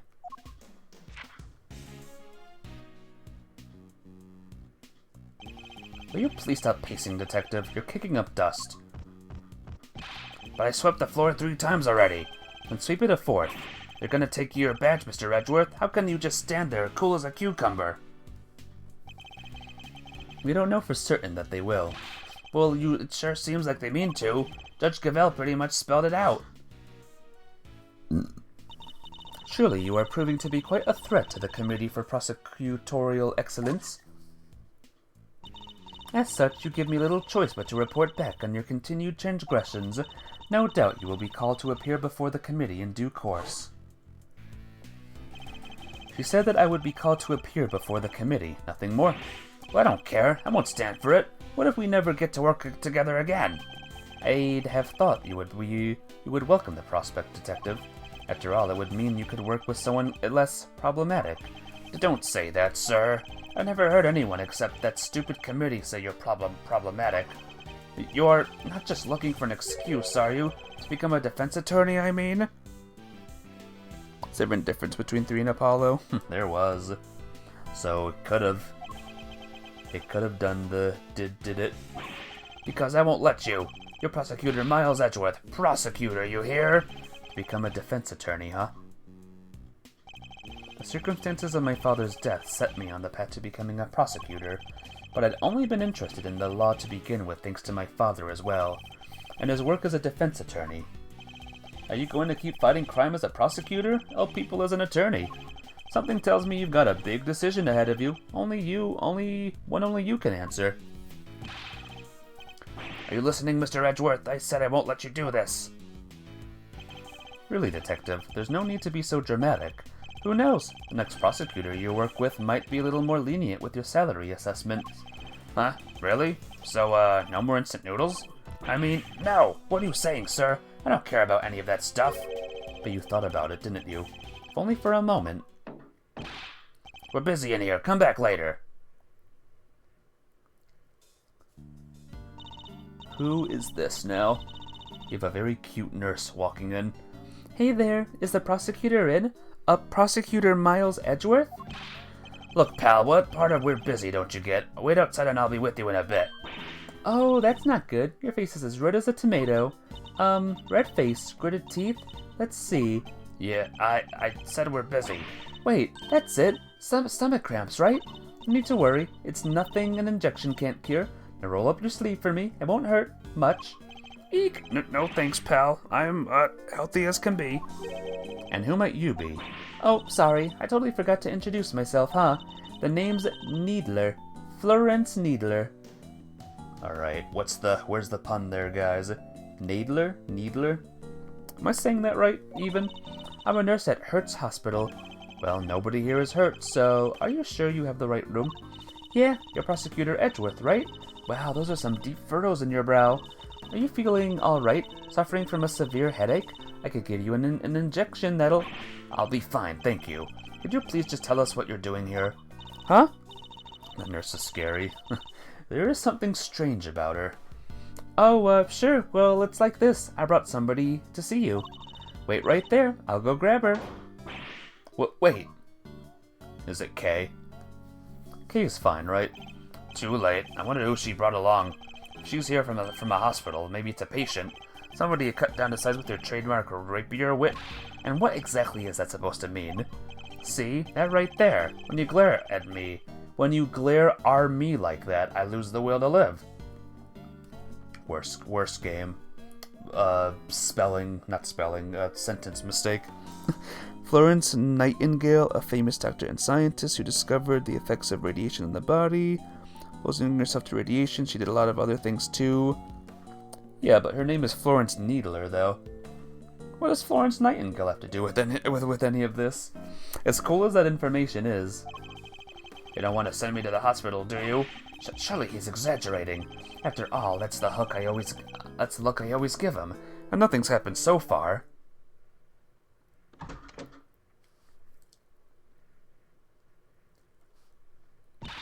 Sorry to keep you fellas waiting. Well, thoughts?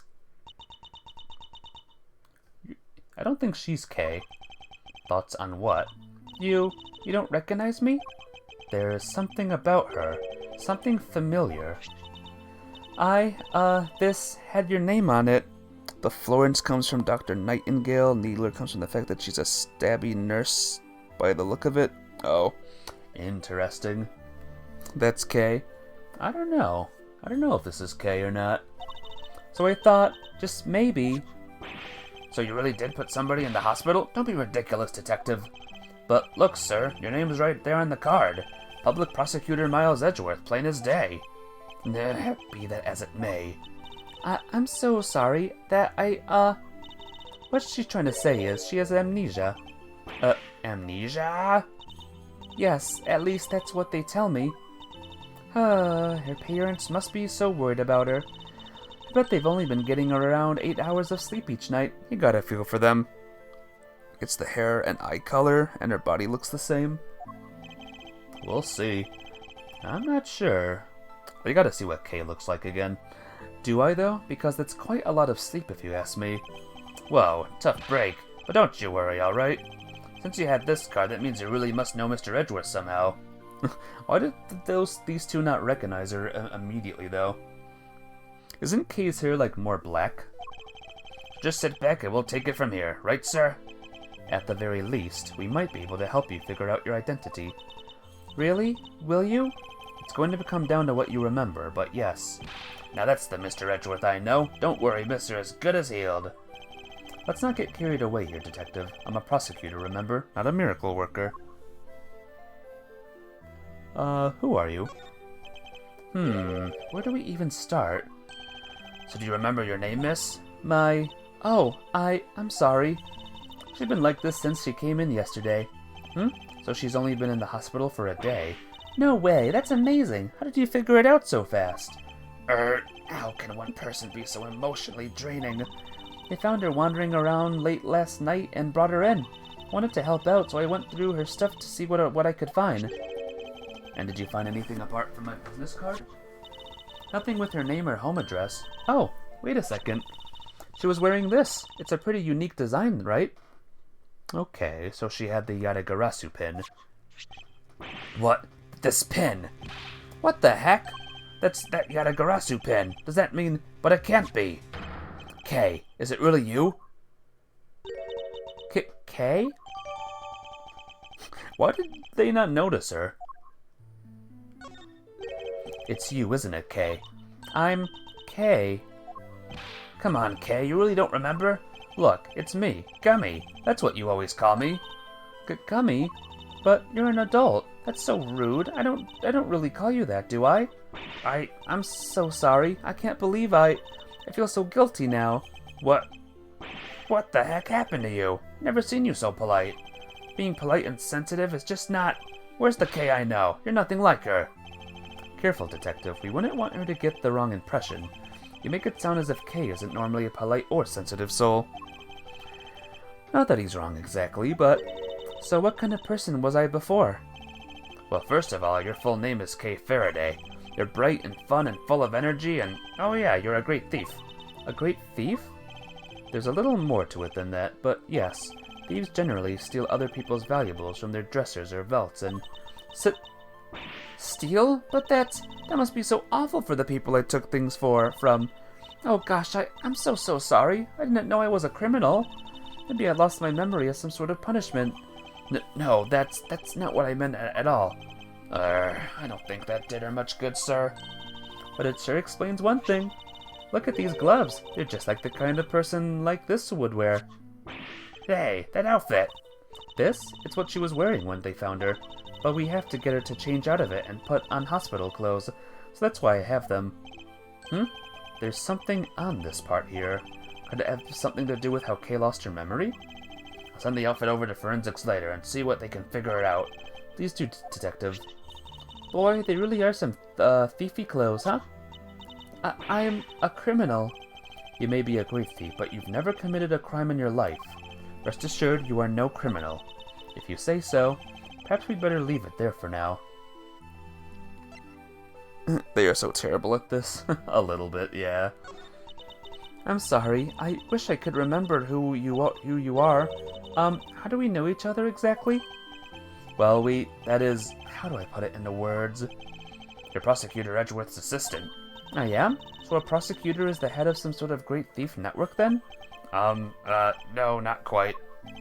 We last saw Kay 2 days ago. Perhaps we should try to figure out what she's been up to, what she's been doing since then. Was the pin the only item on her person when you received her, Nurse Needler? There was a few other things, but I doubt any of it will be of much use to you. I'll be the judge of that. Could you please show them to us? Well, alright then. In no particular order, I present... A gem and ninja mask? Was she at a show or something? A letter, and it's addressed to Kay. Next, a ticket stub, and finally... A fake flower. The kind people like to spruce up their bathrooms with, too. It's a corsage, Detective, and they're usually worn by women. And that's that. So anything useful in there? Kinda hard to tell. Frankly, I'm not really seeing a connection between any of them. I should take a closer look at each piece later when I have the chance. So a gem and ninja mask. A letter addressed to Kay. Sorry, I'll make sure you... Precious thing back, Rosie. Rosie? A stub. Student 6, it says. Student $6. Use limited data purchase, not refundable. Big building. Good. Good name for a building.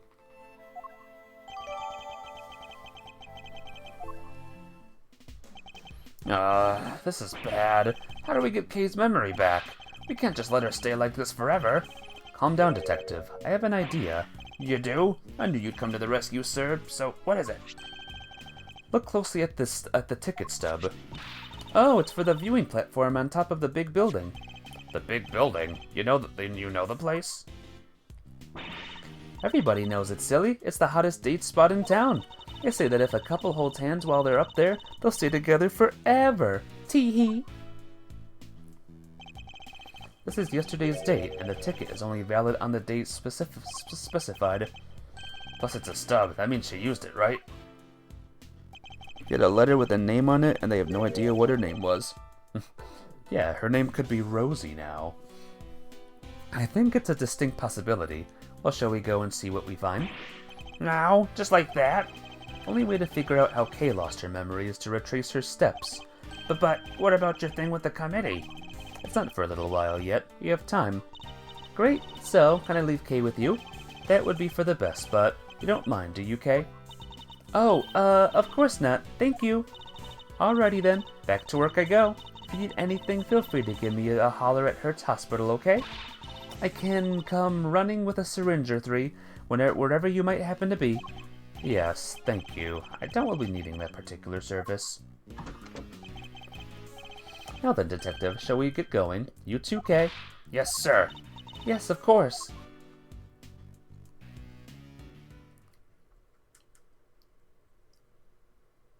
And here we are. So according to this pamphlet, the big building is 50 stories high. It's all offices inside, so the viewing platform up top is the only part that's open to the public. Here, this one's for you, sir. They were handing them out for free in the ticket area. How very kind of you, Detective. Yay! Alright, I think it's time we headed inside. Look out! The big building! It's about to fall! What? I gotta do something! Oh, isn't it the kid that we saw? No, please, I'm begging you, stop! Do I see someone else familiar? Arg, it's no good. Without fresh milk, my thoughts just aren't getting through to him. What's happening here? What's going on with the building? Just stay calm and talk to me, kid. Cut. I'm so sorry. We're shooting a movie. So could you, Ah, yes, I thought as much. She looks familiar, too. We have 2 familiar people here. Forgive our intrusion. We'll get out of your way, Detective. Oh, sorry. Really had me there for a second. Yeah, whatevs. Hey, director guy, can we take 5? I can't work under these conditions. I'm so sorry. Sorry. Oh gosh. So they stopped the building from falling down? That's good. I wish we had time to explain, but maybe later. Come along, you two. Let's make ourselves scarce. Well, we're here now.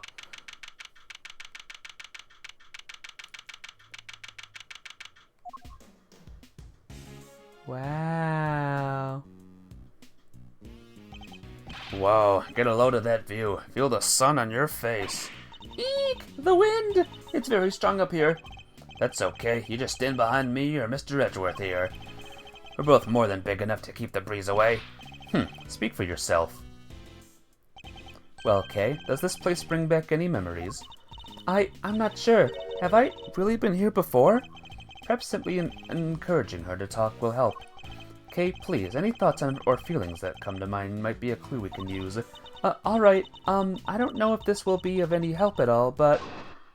Oh. You're going down, Kay. I still can't be sure if I've ever been up here before. It's so high up, and the wind is so strong. It's terrifying. I don't remember. I just don't remember anything. It's no good. I'm so sorry. No dice, huh? I'm sorry. I feel so useless. I know I'm supposed to have all these memories, but I just can't remember. You have amnesia, Kate. Don't be so hard on yourself. Listen, sir. Maybe just this once, try not to be so intimidating, okay? Or at the very least, don't use your trademark glare on her. Nobody asked for your opinion, detective. Rebuttal. I still can't be sure if I've even been here before. Hold it! Well, this ticket stub says otherwise. But I don't remember. I don't remember coming here at all. I can't even imagine wanting to come here. It's so high up and the wind is so strong. It's terrifying. Hold it! Kay used to love Kay used to love places like this, though. But am I really her? I feel dizzy just taking a look around. I don't even think anyone should be allowed up here. What if an old person fell, or a child? Doesn't bear thinking about. There's a fence all around us, and it's plenty high. There's really no need to worry. If you say so. I don't remember. I just don't remember anything. Hold it!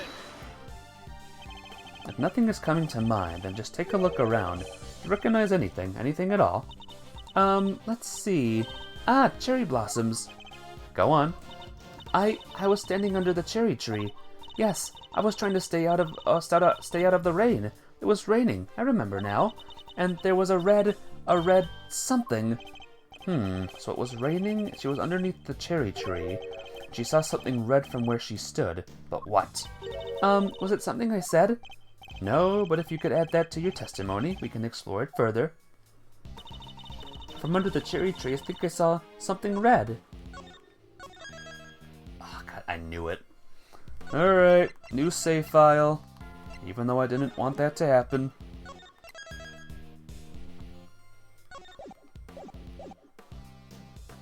Something red. This is red, kind of, but not really. This is pink and not red. Is there anything else red? Tree stand. Ticket stub. What about this? Don't worry, I'll make sure you get your precious thing back, Rosie. Red. Rosie? Is Rosie the red? Hold it! This something red. Can you tell me any more about it? I'm not sure. It was just a red thing. That's all I can say. What can we see nearby that's red?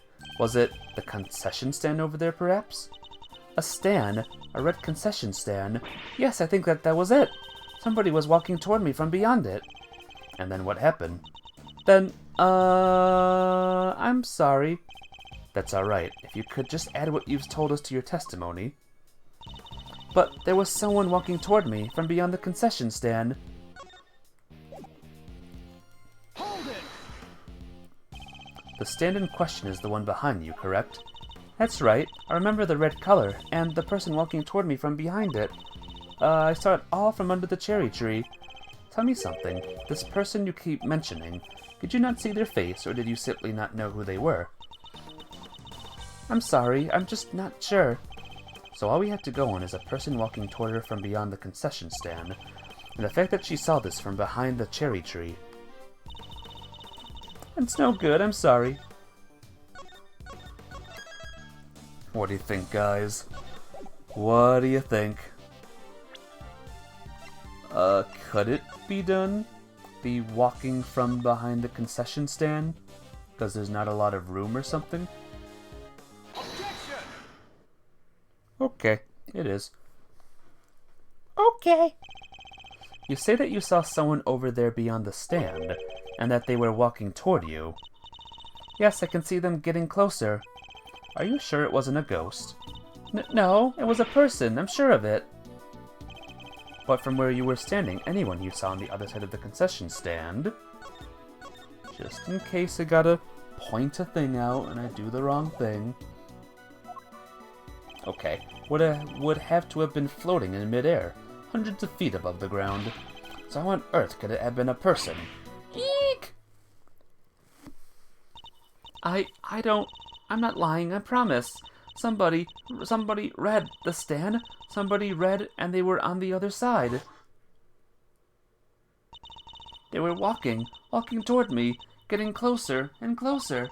And then they, ah! Oh dear. Kay, what's the matter? You're alright, we're here. Whatever it is, it can't hurt you. I was pushed and I fell. By a person in a red raincoat. A person in a red raincoat who could walk on air. And who supposedly pushed her off of the building. None of this makes any sense, not the least of which, nobody could fall from this height and survive. Yeah, what the heck? Is Kay like a ghost now? Attention everyone, please stay right where you are. What's wrong, officer? I'm Detective Gumshoe. Mind filling me in? Yes, sir. A body has been discovered here in this building, sir.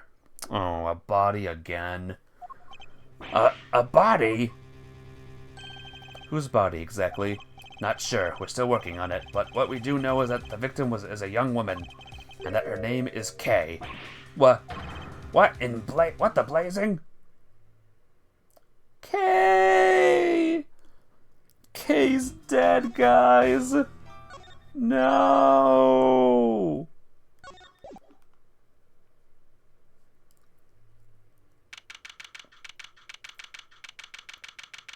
Kay!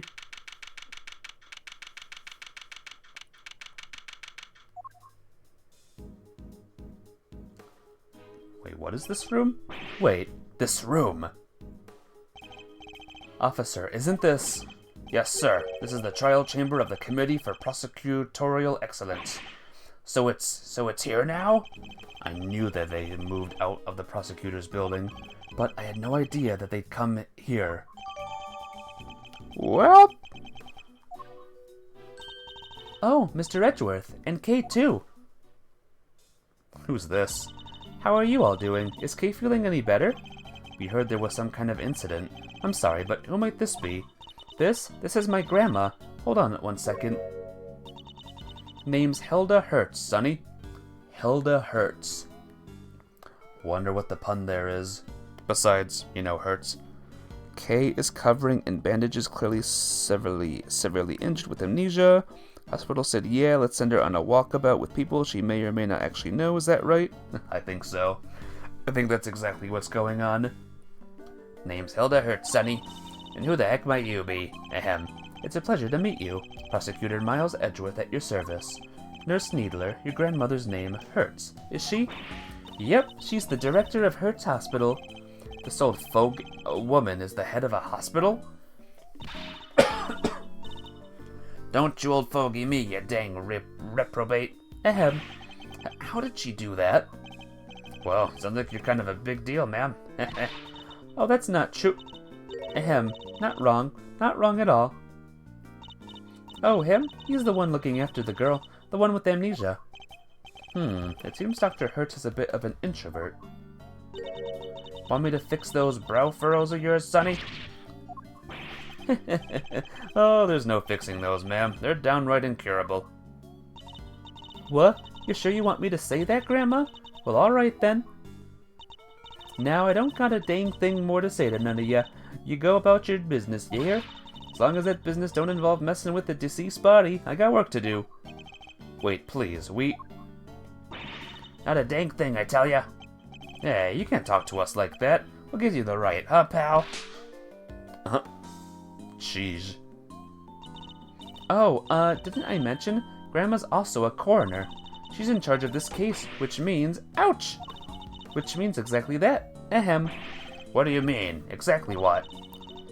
How am I supposed to know? She said it, not me. It's like I'm trapped in a comedy routine I can't escape. Well, we've got a body to be looking at. Catch you later, gang, and take care. What the heck is their deal?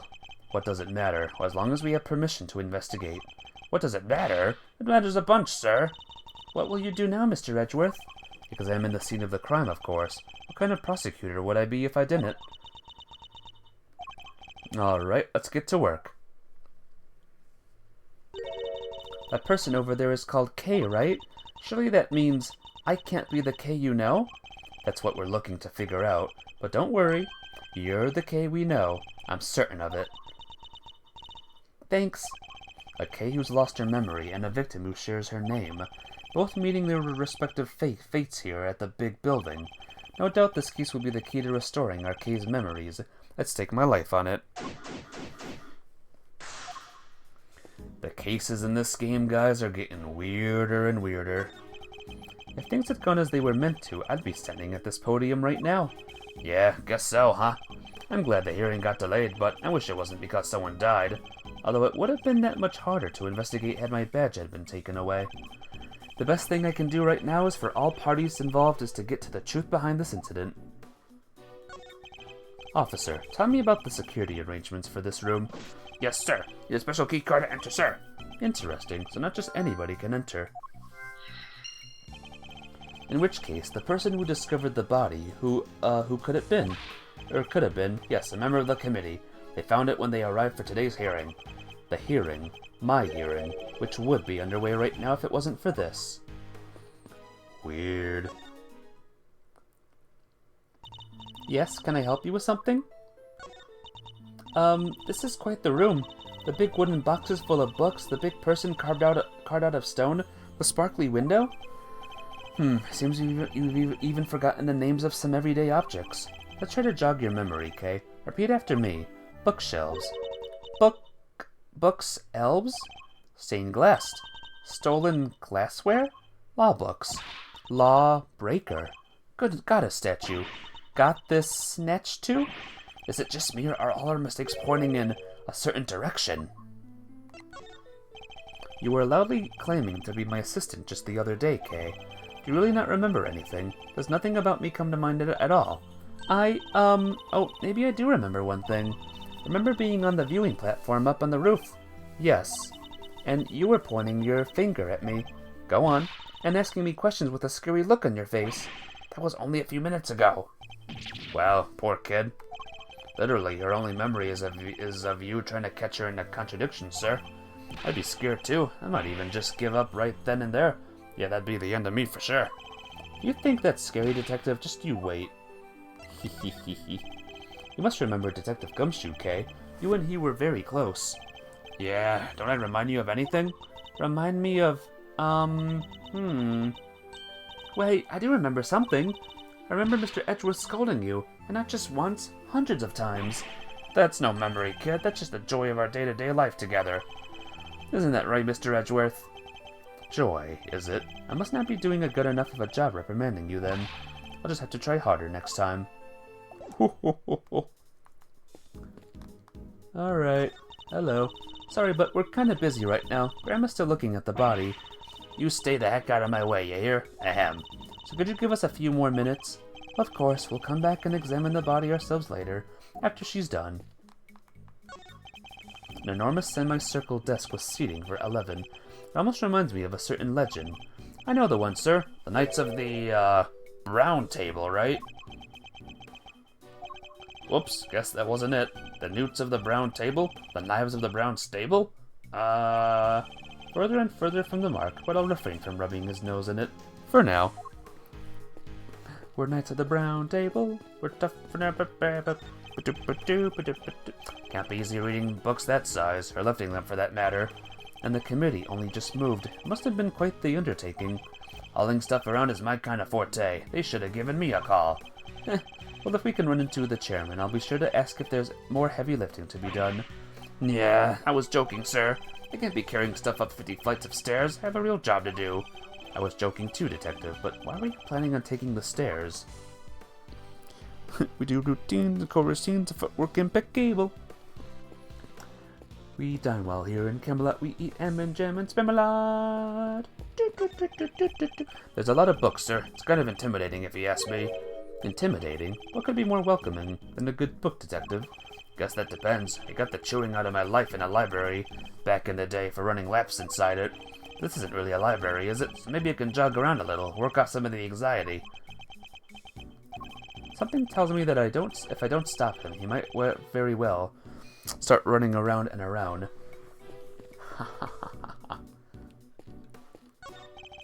Nice, neatly arranged bookshelves stretching off into the distance. Quite the pleasing sight, don't you think? Sure is. There's not a speck of dust on any of them. Reminds me of my special method for cleaning your office, sir. Sweep, then vacuum, then wipe it all down twice. Then on goes the floor wax, and then... Only you approach your actual job with the same level of rigor. It's a statue of the goddess of justice. You sure know your stuff, sir. So, does she dole out blessings or what? She's not that kind of goddess, Detective. She's the symbol of the sanctity of the law. The scales represent justice and the sword retribution, and the blindfold shows her impartiality. I must scour the scene and inspect everything that catches my attention. Or whatever. There's a pool of blood here at the foot of the statue. Judging by the amount of how much it has spread, I'd say this is where the victim was killed. But the body's on the table behind us, sir. How come? I can only surmise the killer must have moved it for some reason after committing the murder. What? Sorry to intrude. Oh, she's here! Yay! Who are? Huh? What's that, Grandma? I'd know that voice anywhere? That's Von Karma's little girl? Oh, so you two know each other. It has been too long, Grandma Hertz. And you as well, Miles Edgeworth. What? What's she doing here? Franziska Von Karma. She is the daughter of Manfred Von Karma and a prosecutor like myself. These days, she's mainly been working with Interpol, though I thought she was supposed to be abroad. I had a feeling she'd be in this game. I mean, her father was mentioned so many times. Don't look so surprised. Where my investigations lead, I follow, no matter where in the world they might be. Which means that there must be some kind of international angle to this case, yes? You know full well that I've been pursuing a certain smuggling ring. And that I won't rest until it has been destroyed and ill-gotten goods recovered. Is it the smuggling ring, or a smuggling ring? So the smuggling ring is involved then? That information is to be shared on a need-to-know basis, and you don't need to know.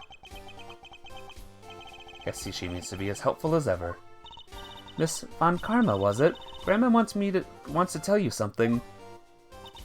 I'm about done here. Scene's all yours. In that case, we'd like to examine the body ourselves too, if you wouldn't mind. I mind plenty. I remember where I heard about you now, you dang vermin. Don't need no soon-to-be ex-prosecutor messing up the place. Up, go on, get. Just remember it's not me saying this stuff, okay? But please, Granny, it's important.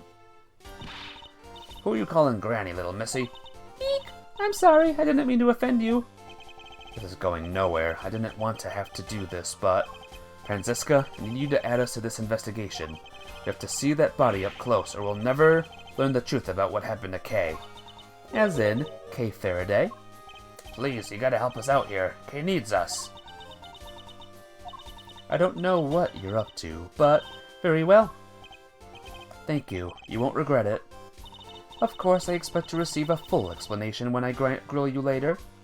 We owe you, sir. Big time. I wasn't talking to you, Scruffy. Ah! Hee hee. How long till Franziska hits someone? Right now, Hedgewolf. Right now. Is Franziska in trouble again for hitting someone with her whip? Well, Grandma Hertz, will you allow them to examine the body? Yep, that answers that. Ain't about to say no to an international big shot like yourself, hon, but are you sure about this? Yeah, I agree with Grandma. Are you sure you're sure? Of course I'm sure. It's my prerogative to judge the whole world in my name. That's just common sense. Of that extremely arrogant sort, perhaps. Suit yourself, but don't say I didn't warn ya. Well, you heard her. Try not to get fired, okay? Don't worry. It'll take a lot more than this to ruin my reputation should things turn sour. Unlike me, who's on the verge of losing my badge.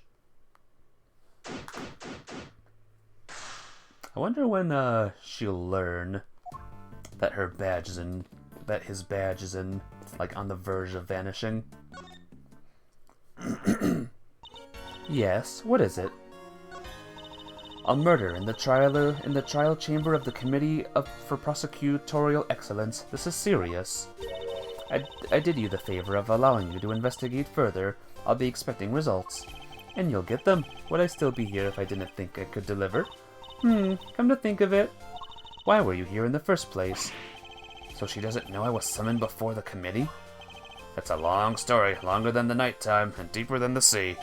How about we save Mr. Edgeworth the trouble and I'll tell you to myself? On second thought, I don't care why you're here. What's important is that we solve the case in front of us. Agreed? Wholeheartedly. Wait, but you were the one who asked in the first place, sir! What's that saying again? Whip first, think later. But can you make it the other way just for me? I love that. I love it.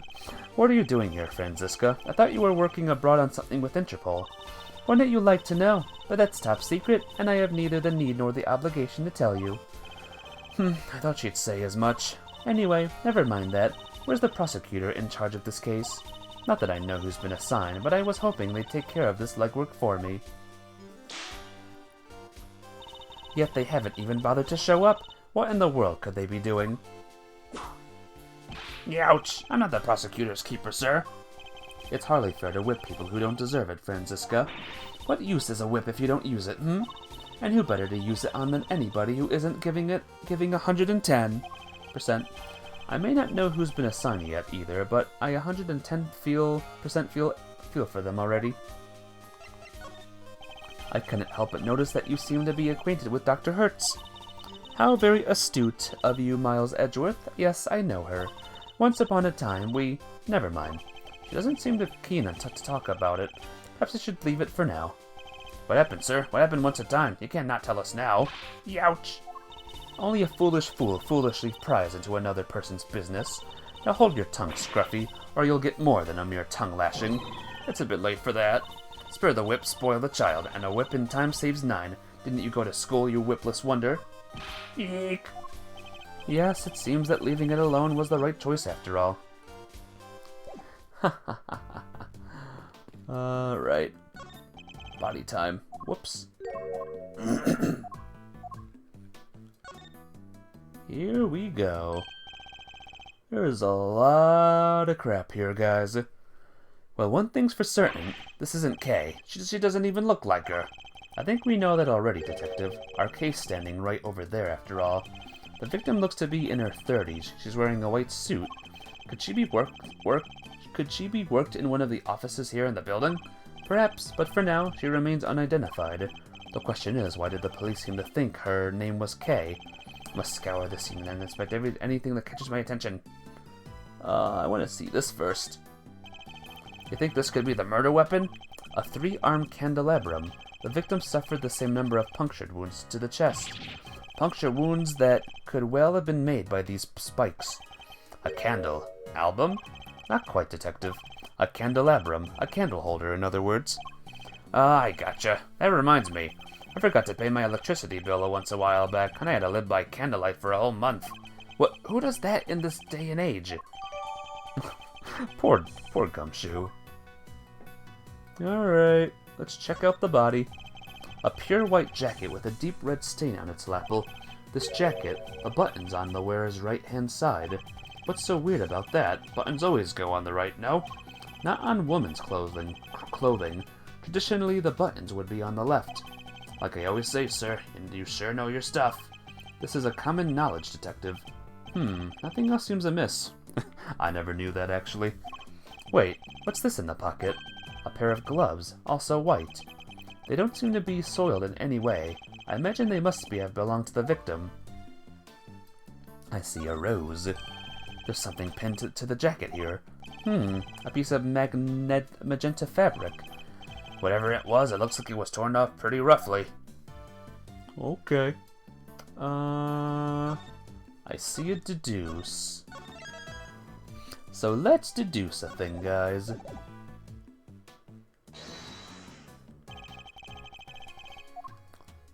This is related to this.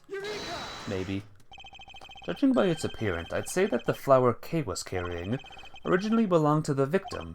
Yeah, now that you mention it, does look like it's made out of the same fabric. Indeed. Let's make a closer comparison. The torn edges match up exactly. You got one heck of an eye, sir. If the flower belonged to the victim, this implies a connection between the victim and Kay Faraday. Furthermore, it appears that the flower was torn off with considerable force. Kay Faraday was involved in the incident somehow, and based on what we're seeing here, we may have no choice but to treat her as our main suspect. What? But there's no way she could have done this. I can't even begin to imagine it. There isn't a murderous bone in her body. Nevertheless, we lack the evidence to disprove such an assertion. For the moment, we're simply considering all the possibilities. Isn't that right, Miles Edgeworth? For better or worse, yes. Alright, what else? It doesn't look as if there's anything in the chest pocket. Nothing except this hole right here. By the look of how the fabric was torn, I think it was pierced by something sharp. Can't keep your coins in there now. They'll all fall right out. Have you never heard of a change purse, detective? Sure have, sir. It's another word for a pocket, right? I give up. What is this now? It seems she suffered a serious burn to her hand at some point. Think it has something to do with how she died? No, the scar's too old for that. I would imagine it happened some time ago. She's holding something. Detective, could you open her hand for me? Yes, sir, right away. Key card. What is that? Wait, I know. It's a loyalty card, probably from a store. Ouch! It's a key card. Why, sir, why? The question we should be asking is, what does it open? A door? Maybe. What about her other hand? What about her face? The victim's hair is caked with blood. Looks like she was hit with something, huh? Unfortunately, it's too early to say for certain. Perhaps an answer will turn up as we investigate further. Okay. This book. What the? That's Kay's promise notebook. It's when she wrote down all the promises she made to her dad. Haven't seen this in a while. Indeed. A book of vows made by a child to her father. But what exactly is it doing here? Oh, I just remembered something Detective Bad told me a few years back. He said something precious to Kay had disappeared from the station. What? Evidence went missing from police custody? Detective Bad said he looked for it everywhere, but no dice.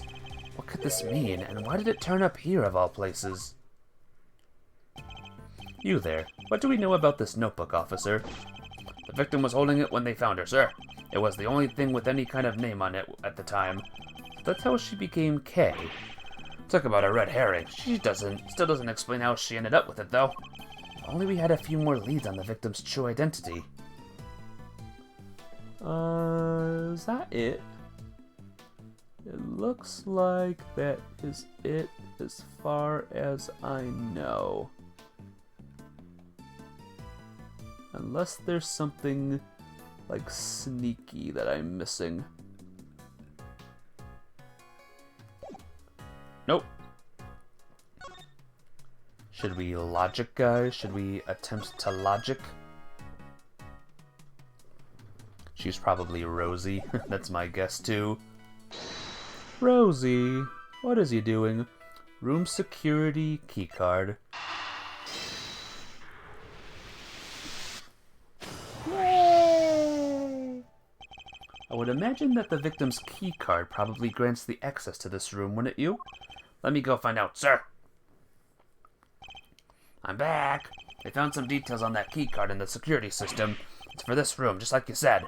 So the victim was able to enter and exit this chamber freely.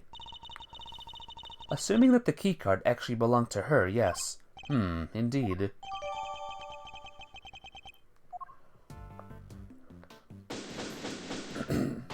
Yay! Woo! Seems we're no closer to discovering the identity of our victim. Then, am I really Kay? Can you really be sure? Of course we're sure. What are you talking about? Thank you. And the person lying there is someone you may have murdered, but that is all we can say for now. No, there's no way she did it. Isn't that right, sir? Indeed, I don't believe that Kay we know could have done something like this. You're becoming a real softie, Miles Edgeworth. Well, look who it is again. I know that voice. Who? Oh no. With a winning smile and the #1 name in the business, it is I, Prosecutor Eustace Winner. Well, they're both here.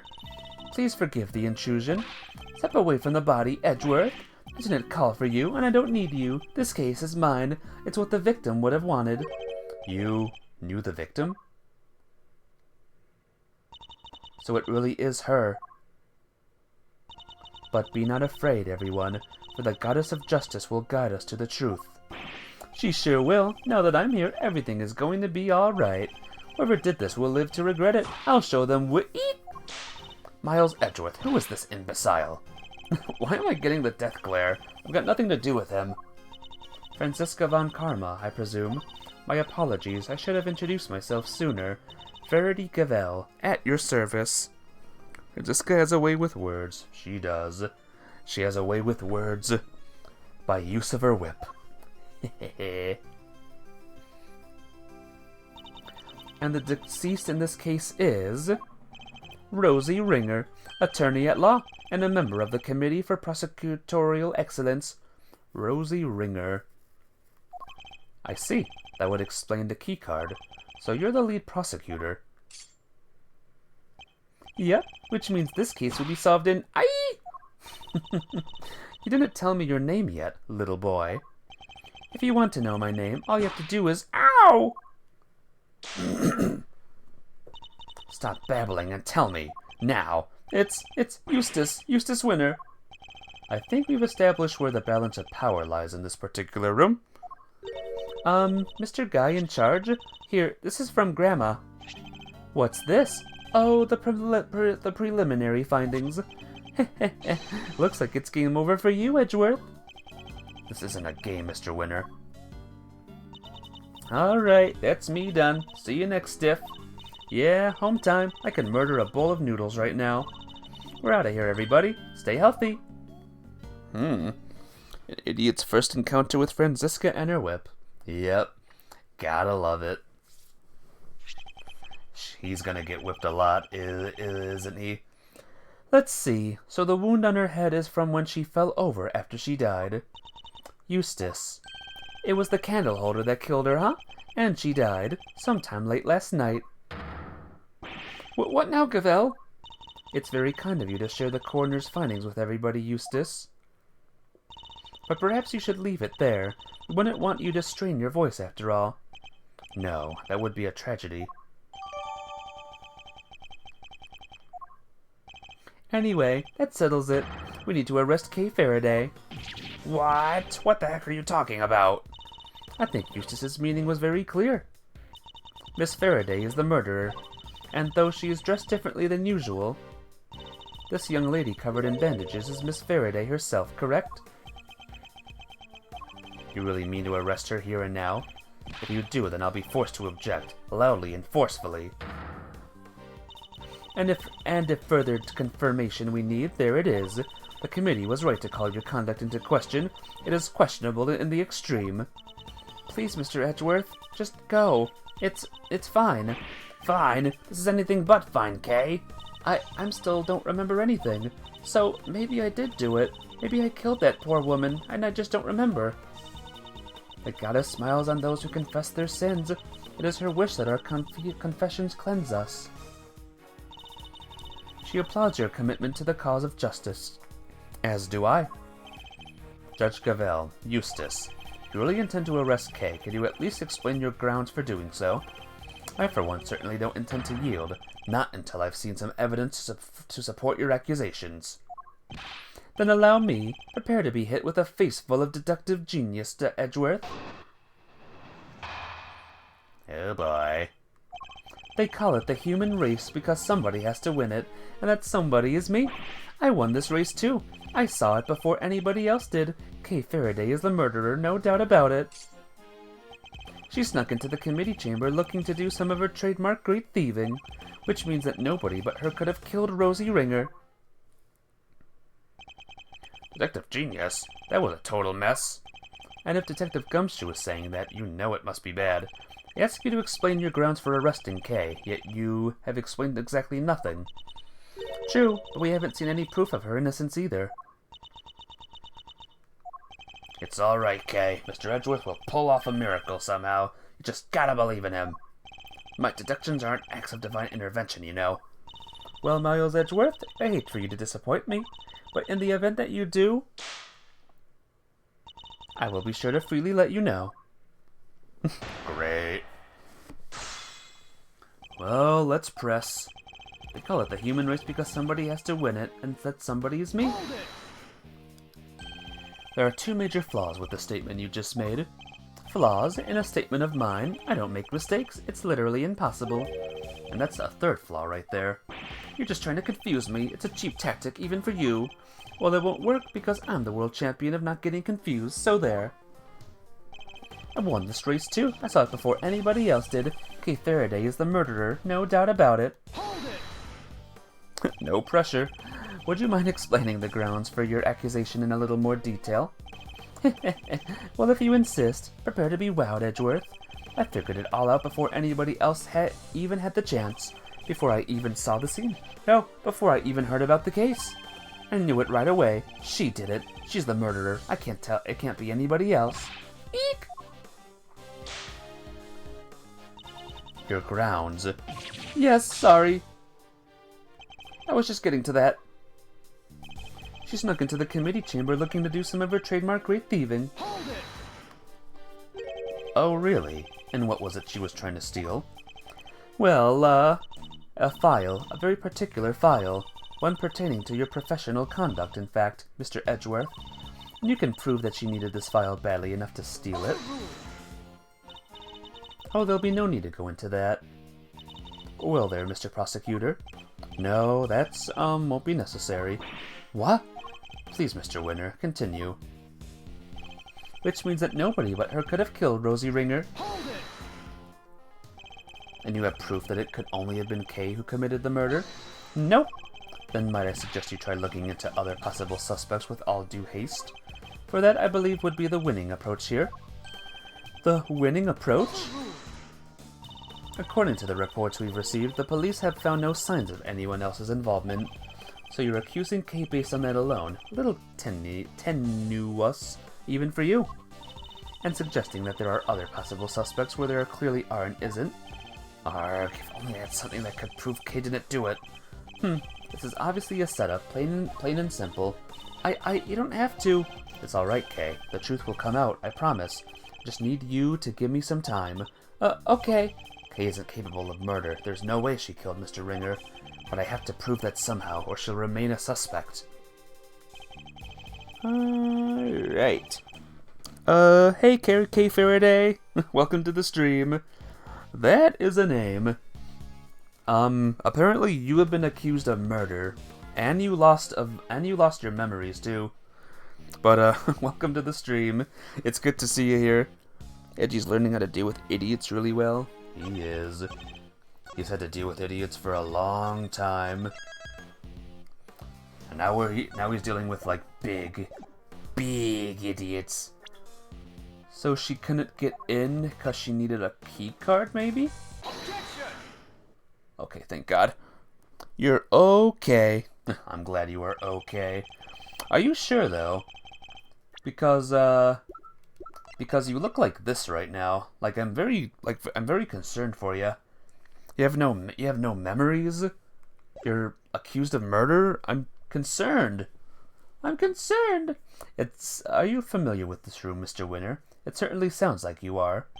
What can I say? Winners know where winners go. I'm number 1, and 2, and 3. In other words, the majority of your work is second, if not third rate. Why do you always have to make fun of me? You can take it as a slight if you wish. But the fact remains that you've seemed unfamiliar with this key card. Who do you take me for? Of course I'm familiar with it. You need one of those to get in here. Don't you? Have you no shame? Eek! Mr. Winner, do you really even suspect Kay? Of course I do. She did it. Faraday's the killer. Then perhaps you can tell us how Kay got into such a secure room as this, without a key card. You know, there was yeah. A masterful summary. Now, as we know, only members of the committee have key cards. Therefore, only they can enter.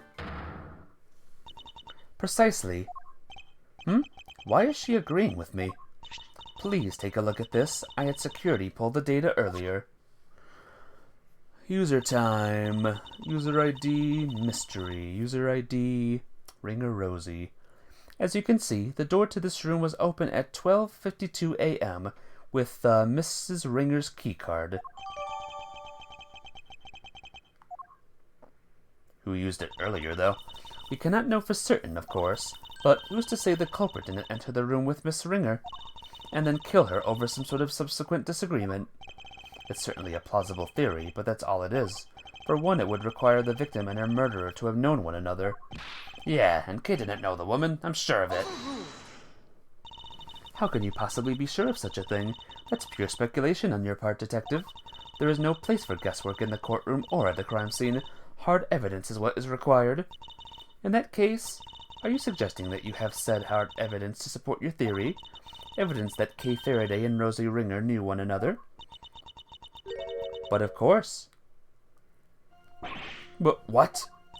I have here a letter. Oh, not that letter. I was afraid of that. Dr. Hertz found it in the victim's chest pocket. Another of the victim's possessions. And you kept this to yourself until now? You planned for this, didn't you? Is that why? It was the candle holder that killed her, huh? And she died sometime late last night. What now, Gavel? It's very kind of you to share the coroner's findings with everybody, Eustace. But perhaps you should leave it there. We wouldn't want you to strain your voice after all. Ha ha ha! Shall I read it for you? Rosie, thanks so much for agreeing to help with my plan. Now we can both get what we want. Good luck getting your revenge for what happened 12 years ago. Kay. This would seem to indicate pretty strongly that the two of them were accomplices, wouldn't you say? Accomplices in a plot to steal from the very room in which we are standing. Kay Faraday in chat, what did you do with this lady? What's going on here? No! Wait, so your principal suspect is Miss Kay Faraday for the second crime as well as Miss Ringer's murder. I'm the principal suspect? Don't listen to her. It's all lies, all of it. You're not like that. You never do any of the stuff they are accusing you of. And how do you explain the letter, Detective? Arg. Unlike Mr. Winner, I suspected that Judge Gavel herself had some proof to support her accusation, but I didn't expect it to be quite so definitive. Nicely done, Gavel. Thank you, Eustace. Hold it! We're not done here yet. I still have questions, and you would better have answers. What do you mind if I handle this, Eustace? Be my guest, have fun arguing Edgeworth into the ground. I can't let them steamroller me on like this. I have to find a way to take back the advantage. As the letter more than adequately proves, Miss Faraday and Miss Ringer were acquainted. It seems Miss Faraday had asked for Miss Ringer's help in a plot of some kind. But for whatever reason, their alliance must have broken down. Mrs. Ringer lost her life in the resulting disagreement, but she had one last card to play. The letter she kept safe in her left chest pocket, which spells out the name of her killer. She's good. Better than ever, even. Think you can take her down, Mr. Edgeworth? Yes, of course. Don't do this out of pride, Miles Edgeworth. If you're going to fail, do it on somebody else's time. Hey, whose side are you on, sir? There is only one side to be on, Scruffy, the side of the truth. Uh-oh, looks like the kid's got something to say. Well, if there's one side to be on, then it has to be on the winning. Ah! Quiet, you. My thoughts exactly. I love Franziska.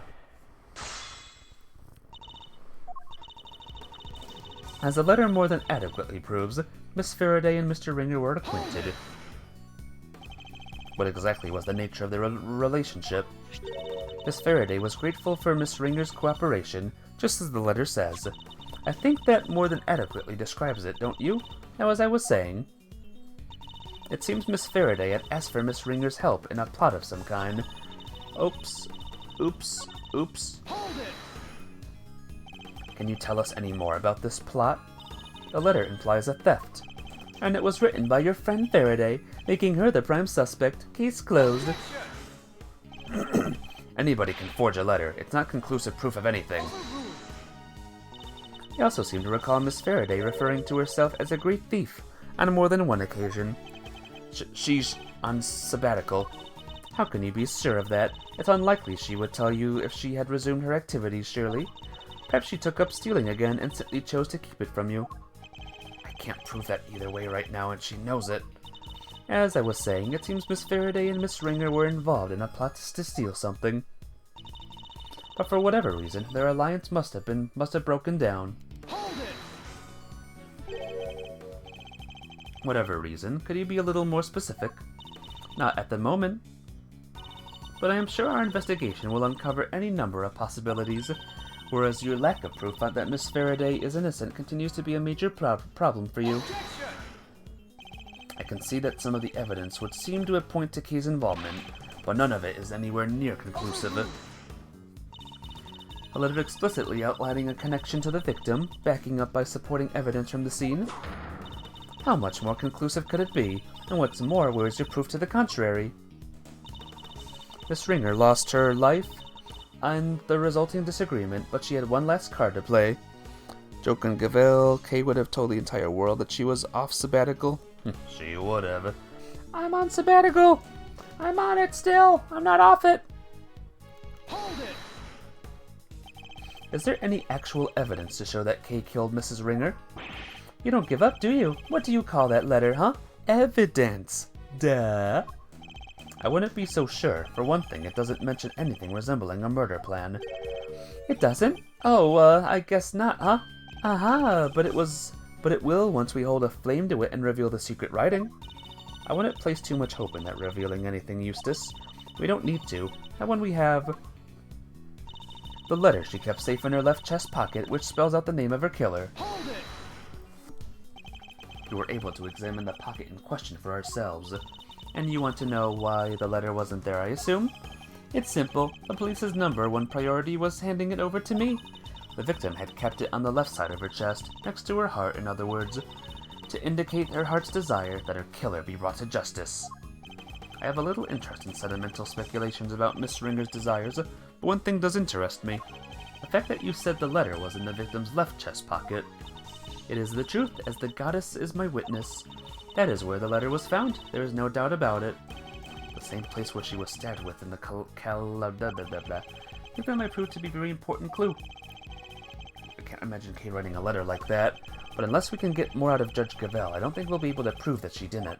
Should try pressing the good judge on some of her statements and see if she let something slip. Something on the last one, maybe? Something about her jacket being weird? Which one would say that, though? This one? Keycard record? No. And there is this other letter, too, by the way. Let's try this one, I guess. Objection! Yay! Bleep you! So, oh my gosh, how many likely ban evaders are gonna be in chat? Holy cow. So the victim kept the most vital clue of all closest to her heart. How very touching. The voices of the dead fight to be heard, and even then, they don't always reach us. But her voice rang loud and true, and it told us that Miss Faraday is her killer. I think you may have misheard her, Your Honor, or perhaps an evil spirit was trying to mislead you. Hey, you take that back. Perhaps we should try listening to the words of the coroner's report instead. By all means, if I recall correctly, the victim was stabbed on her left side. No! Yes, I'm afraid so. You claim that the letter was found in the victim's left chest pocket. Right where she was stabbed by the candle holder. Indeed, 3 punctured wounds to the chest and yet not one to the letter. Miraculous, no? Well, Judge Gavelle, how do you explain that? Because I can think of one explanation. Or I can, rather, that the letter was deliberately placed there after the fact in order to cast suspicion on Kay. Someone went to a lot of trouble to create the crime scene we see before us. And that someone is the real culprit, who almost certainly also forged this letter. No! It's clear that the culprit intended to frame Kay by means of that letter. And you fell for it hook, line, and sinker. No, Faraday did it. The letter was in her other pocket. Yeah. Huh? Seriously? The whole left chest pocket thing was a mistake. Whoever reported it must have meant their left. Ah! Stop your foolish floundering, you foolishly foolish fool. Or are you just that incurably foolish? Why do you keep whipping me? And stop making fun of my deductions. Yeah. There, I save you the trouble of disciplining him. Yes, even though I had no intention of doing so. The letter is stained with blood, which suggests that it had indeed been placed somewhere on her left side. Therefore, I doubt there was some sort of mistaken report, unless that report was given by you. Gavelle, say something! Do you think the victim died before Kay fell off the building or the other way around? I don't know, to be honest. Who knows at this point? No objections? Good, but allow me to continue. So we have established the existence of a second suspect. No, we haven't. The murderer had to get in here, remember? Who else could have gotten in apart from Faraday and Ringer? Whoever it was would have needed a keycard. Judge Gavelle proposed that the killer enter the rooms together with the victim. But what if there is something questionable about the very basis of her theory itself?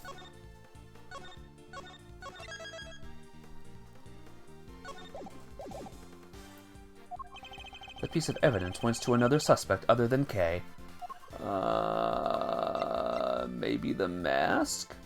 'Cause who the heck would wear a mask? Take that! Nope. Alright. Here we go.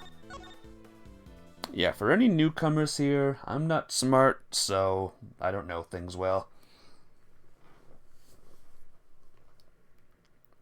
Expect me to randomly guess at times. Glad I saved the game.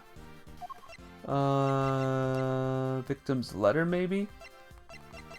Keycard report? Oh, the keycard report. Take that!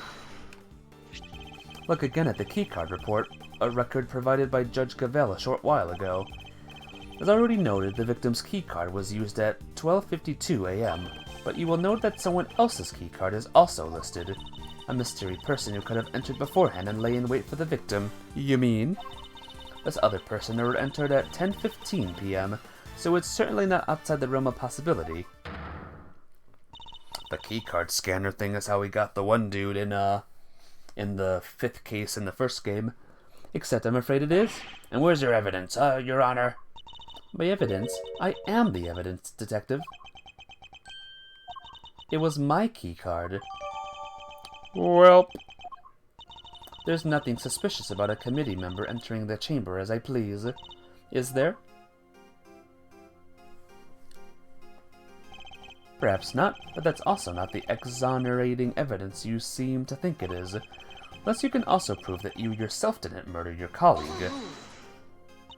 What utter nonsense! What would I have had to gain from killing her? I am sure you know how I'm going to answer that, Your Honor. I believe further investigating will shed light on any motives you might have had. I am a faithful servant of the goddess, Why would I ever resort to an act of crime? I used my key card, that much is true, but my reason for entering this room is far from questionable. And perhaps you'd care to tell us why. I had business here in the committee chamber. There were certain preparations to make. Preparations? Sounds pretty suspicious to me. I am not at liberty to share with what I was preparing for, but I am sure Prosecutor Edgeworth can make an educated guess. My hearing. She must have been gathering the documents that they were going to use against me to relieve me of my badge. All right, children, that's enough. It's good to keep our skills and our tongues sharp, especially when we're young, but that'll do for now. Who in the... Oh, who the heck is this guy? Really takes me back to the days of my youth, back when I would wrangle with a certain detective. He disappeared, you know. Sniffle. I hope he's out there somewhere, living his best life. You'll have to forgive me. It's just, I get so emotional. The tears, they can't stop them. Sniffle. Chairman Winner. Chairman Winner? Winner. Verity, my girl, do you ever stop working? Your deduction puts us all to shame. And is this young Franziska I see before me? Dear child, when did you get so big? Uncle Winner, it's been far too long. And so formal. I thought we were like family. Sniffle. You think this guy's the murderer? Maybe. He could be. You used to sit on my knees and shout, Uncle Winner, at the top of your little lungs. But times goes by so very fast. Sob. One can't help but shed a tear. Dad, what are you doing here? What am I doing here? A committee member has been murdered, and you're in charge of the case, my boy. What is this, bringing your pops to work day? Silence. Do you have any idea who he is? This man is practically at the right hand of the goddess herself. A former chief prosecutor and the current chairman of the Committee for Prosecutorial Excellence. Now, Verity. There is no need to bring all that up. I'm just a harmless old man, really. Allow me to apologize for the detective's rudeness. I am willing to bet. You're willing to bet it's this guy? Miles Edgeworth, correct? And your little subordinate, Dick Gumshoe. I am Excelsius Winner. Excelsius Winner? Is that how you say that? Father to this idiot boy, among other things. My wife and I were so happy when he was born. Sniffle. And now she's gone too. Sob. Heaven only knows to where. Dad, you're here. Use my handkerchief. Thank you, son. You're a good boy, in your own silly way. Like father, like son, I suppose, though it's hard to say who's the bigger fool. Well, Verity, how goes the investigation? Thank you for asking, sir. We have identified a prime suspect, one K. Faraday. Law even recognizes he's a moron. Even the dad does. Love it. We are currently trying. You don't have nearly enough to make her your prime suspect, and you know it. Or have you forgotten what we just discovered about the letter? Objection! I told you, that was just a mix-up. They got the wrong pocket. Yeah! Don't test my patience. Alright, that's enough. Let's all just calm down, shall we? I'm sorry you had to see that, sir. My humblest apologies. I think you've all made out your cases very clearly, all except for you, Eustace. What? But, Dad... We are prosecutors, and it's our duty to identify suspects and bring them to justice. But I wouldn't dare call someone a suspect without evidence or a motive. Please, Mr. Edgeworth, I know all about your relationship to the accused. Thick as thieves seems pretty apt, based on what I've heard. Kay's no criminal. She's helped us catch the bad guy's load of time. Much about this case is still unclear, sir. Please, you have to let us. It's heartwarming, really. The bonds of friendship are so strong among the young.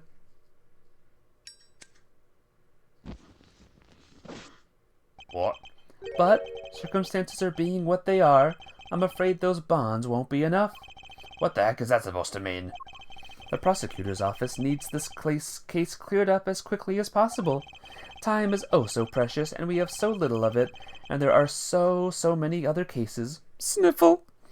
Kay has failed to become a criminal. Yep. It will not happen. I'm sorry, but you understand, of course, don't you? Arg. Alright, Miss Kay Faraday. Time to come along quietly. Yes, sir. You're not taking her. She's innocent, I tell you. To defy the chairman of the committee is to defy the law itself. It is an act so brazen a hearing won't be necessary at all. You prepared for Mr. Edgeworth to lose his badge over this detective? What? Yeah. So either Kay goes down or Mr. Edgeworth loses his badge? What the heck am I supposed to do? You'd use his badge to shield yourselves? Oh, how the committee, too, has fallen. Kay, you're innocent. Don't let anybody tell you otherwise. Thank you. We've only known each other for a short while, but you've been very kind. And I'm sorry. Sorry for being a criminal. Her contribution has been noted, Miss Faraday, and will be conveyed to the Goddess of Justice. Arg, what in the world should I do? When I was little, all I wanted to be was like my father. To become an attorney and fight for those who can't fight for themselves. But now, my fate is tied to that of this one tiny badge. One tiny badge against the life of a dear acquaintance. Who am I kidding? There's nothing in the way up here. I guess this is it. Goodbye, Mr. Edgeworth. Hold it! Judge Gavelle, a moment, please. Yes? What is it?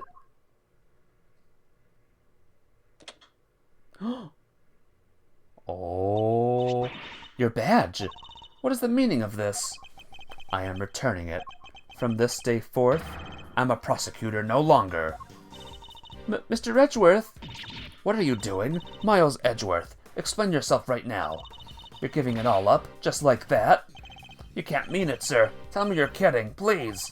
You're not a prosecutor anymore, then what does that make me? I have one duty, and one duty alone, to pursue the truth.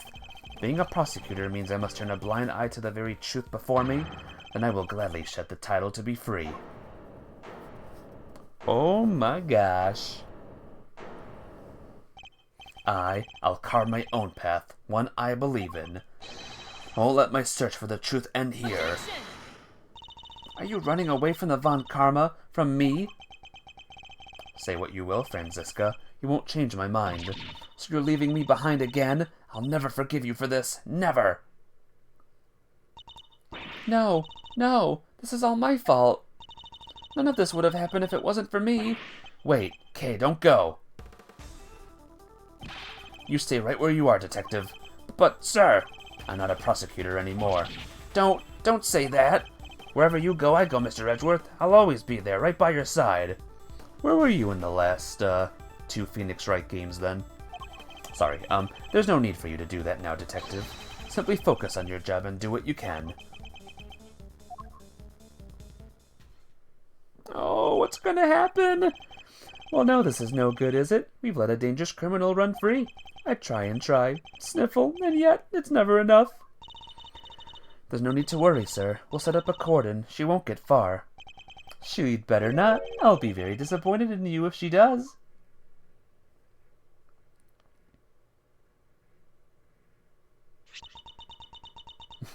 On what level, guys? From 1 to 10, on what level of corruption is this committee thing on right now? To be continued.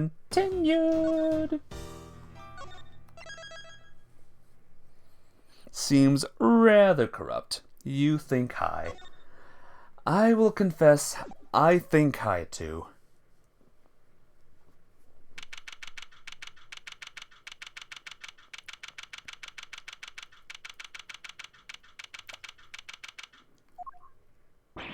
Kay. She's not here either. Where are you? Oh, hello. Knockity knock knock. Special visitor. Fender. Whoa, talk about an unhappy face. Everything okay, big guy? You won't earn yourself too many admirers looking like that. 8 out of 10. 8 out of 10 in the corruption. Yeah, probably. What are you doing here? Has something happened? Has something happened, he asks. I'll say. It's been all over the news. A murder in the committee chamber? I call that a happening, all right. What's with your hearing being today? I thought. Well, I couldn't help wondering if you were involved. They're reporting it on the news already? Heck yeah, a dead lawyer, a young woman on the run. They're lapping it up. It's crazy stuff, but compelling too, I gotta admit. So are you gonna give me the lowdown or what? Well, actually... Whoa, maybe warn a guy before blowing his mind next time. Things are even crazier than I thought. This isn't a joke, Fender. Kay's out there somewhere, all alone and without her memory. Not to mention being the suspect in a murder. That definitely doesn't make things any easier. But where the heck could she have gotten to? Sure she doesn't remember Zip? I thought she might have come here, but... No luck, huh? Can't say I'm surprised. Sounds like she thinks she's done you wrong. She wouldn't want to cause you even more trouble by rocking up on your doorstep. You think I don't know that? But I'm out of places to look. Hey, take a chill pill, compadre. This isn't like you. You're wound up tighter than a clockwork monkey, which isn't a bad thing necessarily. After all, it's got even you running from pillar to post looking to save an innocent from jail. Acting like the attorney I know you were born to be. Look, Fender, I may have given up my badge earlier, but that doesn't mean I've decided to become an attorney. However, Kay isn't just some suspect in a murder to me. She's somebody I've come to know very well, even if we've only been acquainted for a short while. And she's never harmed a fly, let alone another person. Blow my mind twice in 5 minutes, why don't you? Kid's lucky to have you in her corner, champ.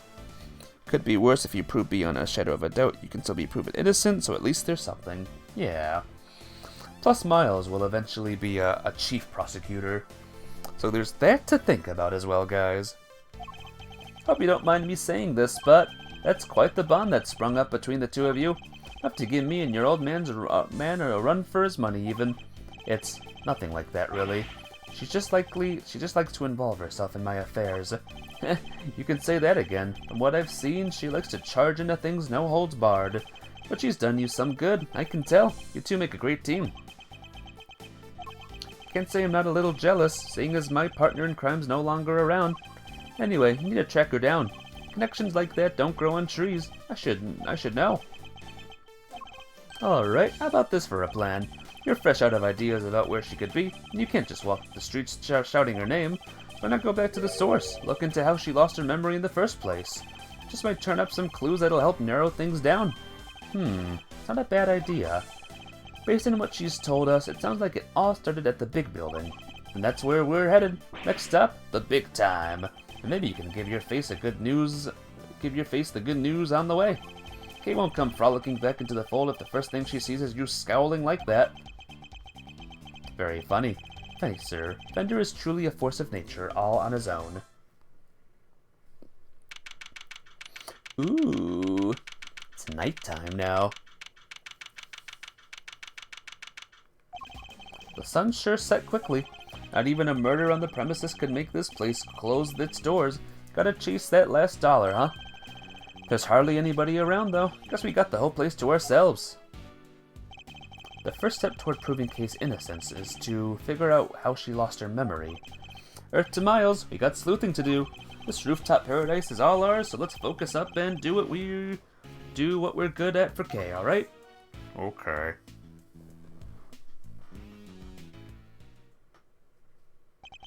Do what we're good at, huh? Suppose I should be grateful there's at least something we can do. Can I leave? Nope. Can I talk to you two?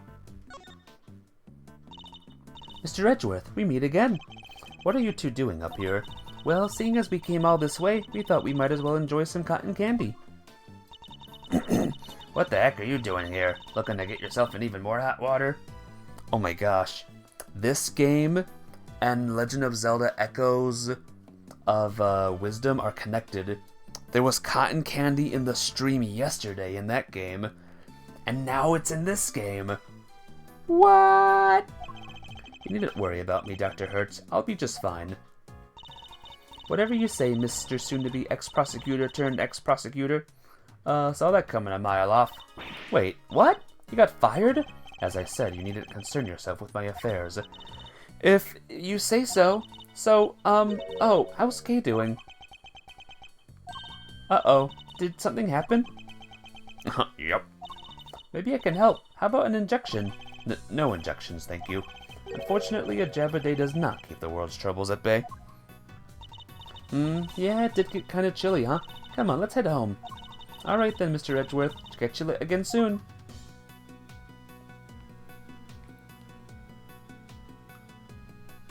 Well, we can examine the cotton candy thing now. Hey, you. Yeah, you. How about some delicious, Parting Clouds cotton candy to brighten your day? Parting Clouds? Is it named for the fact that we're so close to the clouds up here? Our gimmick is we take normal serving of cotton candy and we split it in half. Part it, if you will. Half the candy, same price, double the profit. And we're laughing all the way to the bank. Half the candy, same price, double the profit. Cool. I don't think your customers will be laughing if you keep sharing that information quite so freely. You are gonna get arrested, mister. Looks like a TV for showing announcements from the various companies in the big building. But at the moment, it's just showing a regular broadcast channel. Gert, what am I standing here for? The Steel Samurai isn't on today. No Steel Samurai today. No one else is up here. No one's here. You can insert a coin to take a good look at the distant landscape for a few minutes. Kay absolutely would have been all over this, the Kay I know anyway. But for now, I'd better focus on my powers of observation on the rooftop. This is quite nice, this, thing here. Come on. Investigate. Pegasus, the wing horse of legend. No, wait. Isn't that a horn on its forehead? So, it's a unicorn? No, that can't be right either. Unicorns don't have wings. What's this? There's a little plaque here at the bottom showing the name of the piece. Contradictions. That'll teach me to bother engaging with such things. The beak and wings of a bird and the body of a lion. I guess these statues are meant to guard the peace of this little rooftop haven. I have to say they're incredibly detailed, almost frighteningly so. The feeling's welcome. I wonder how many people have been scared off by these instead. Good question. Did I examine you? What about this tree? It's a pretty sizable cherry tree. Its flowers are just on the cusp of full bloom. According to what Kay told us, he was standing beneath this tree until she was pushed and fell. But why was she here, though? So the person in the raincoat that Kay saw supposedly approached her from the direction of the concession stand, which would suggest that she was pushed over this railing here. The railing is chest high. You'd have to try really hard to go tumbling over the edge of it. Everything looks sturdy enough, too. What could it mean? So how did Kay lose her memory? You think there was something she wanted to forget? Maybe some particular choice words from Miles the Insult comic? Of course not. Wouldn't dream of saying anything so terrible she'd want to forget. Detective Gumshoe, on the other hand, could do with a few more choice words on occasion. Poor guy. I don't envy him one bit. Yeah. Poor Gummy. Alright. Maybe we have enough logic to do a logic thing. Railing! Where Kay was standing. Okay. That means we might be stuck. What the flip are we missing then, guys?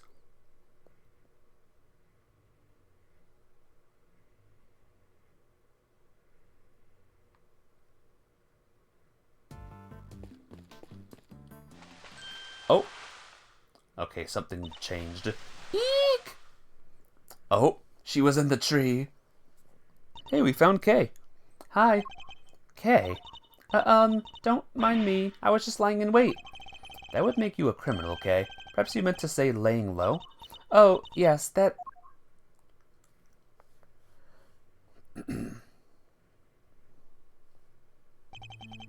Of course. She's here. Nevertheless, I doubt people will look kindly on a suspect haunting the site of her supposed crime. Surely you understand that even in your current state? On top of which, while you've been playing hide-and-go-seek, I've been worried sick and frantically trying to find you. Are you mad at me? Of course I am. Now, what were you thinking coming back here? Did you think your amnesia would excuse your recklessness? No! I came to try and help you get your badge back. What? I thought if I could get my memory back, I might be able to remember killing that poor woman.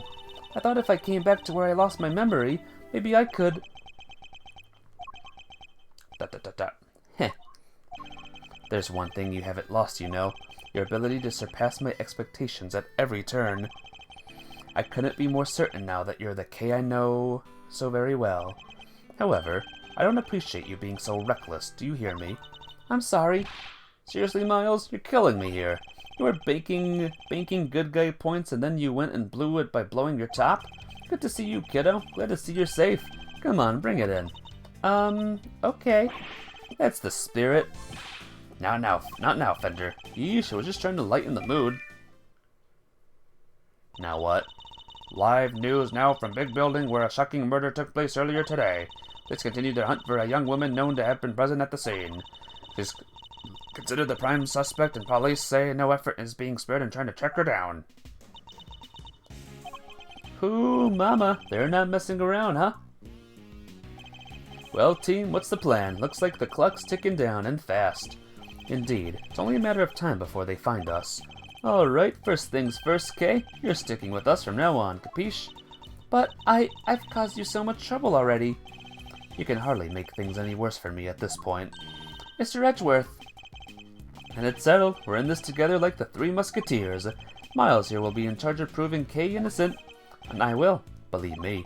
So I'm gonna need you to do everything you can to help him with this investigation. Okay, Kay? Yes, of course. Great, now we gotta move quick. Can't be getting bagged by the boys in blue before we've even started. You two may not have any more to lose, but your Uncle Eddie sure does.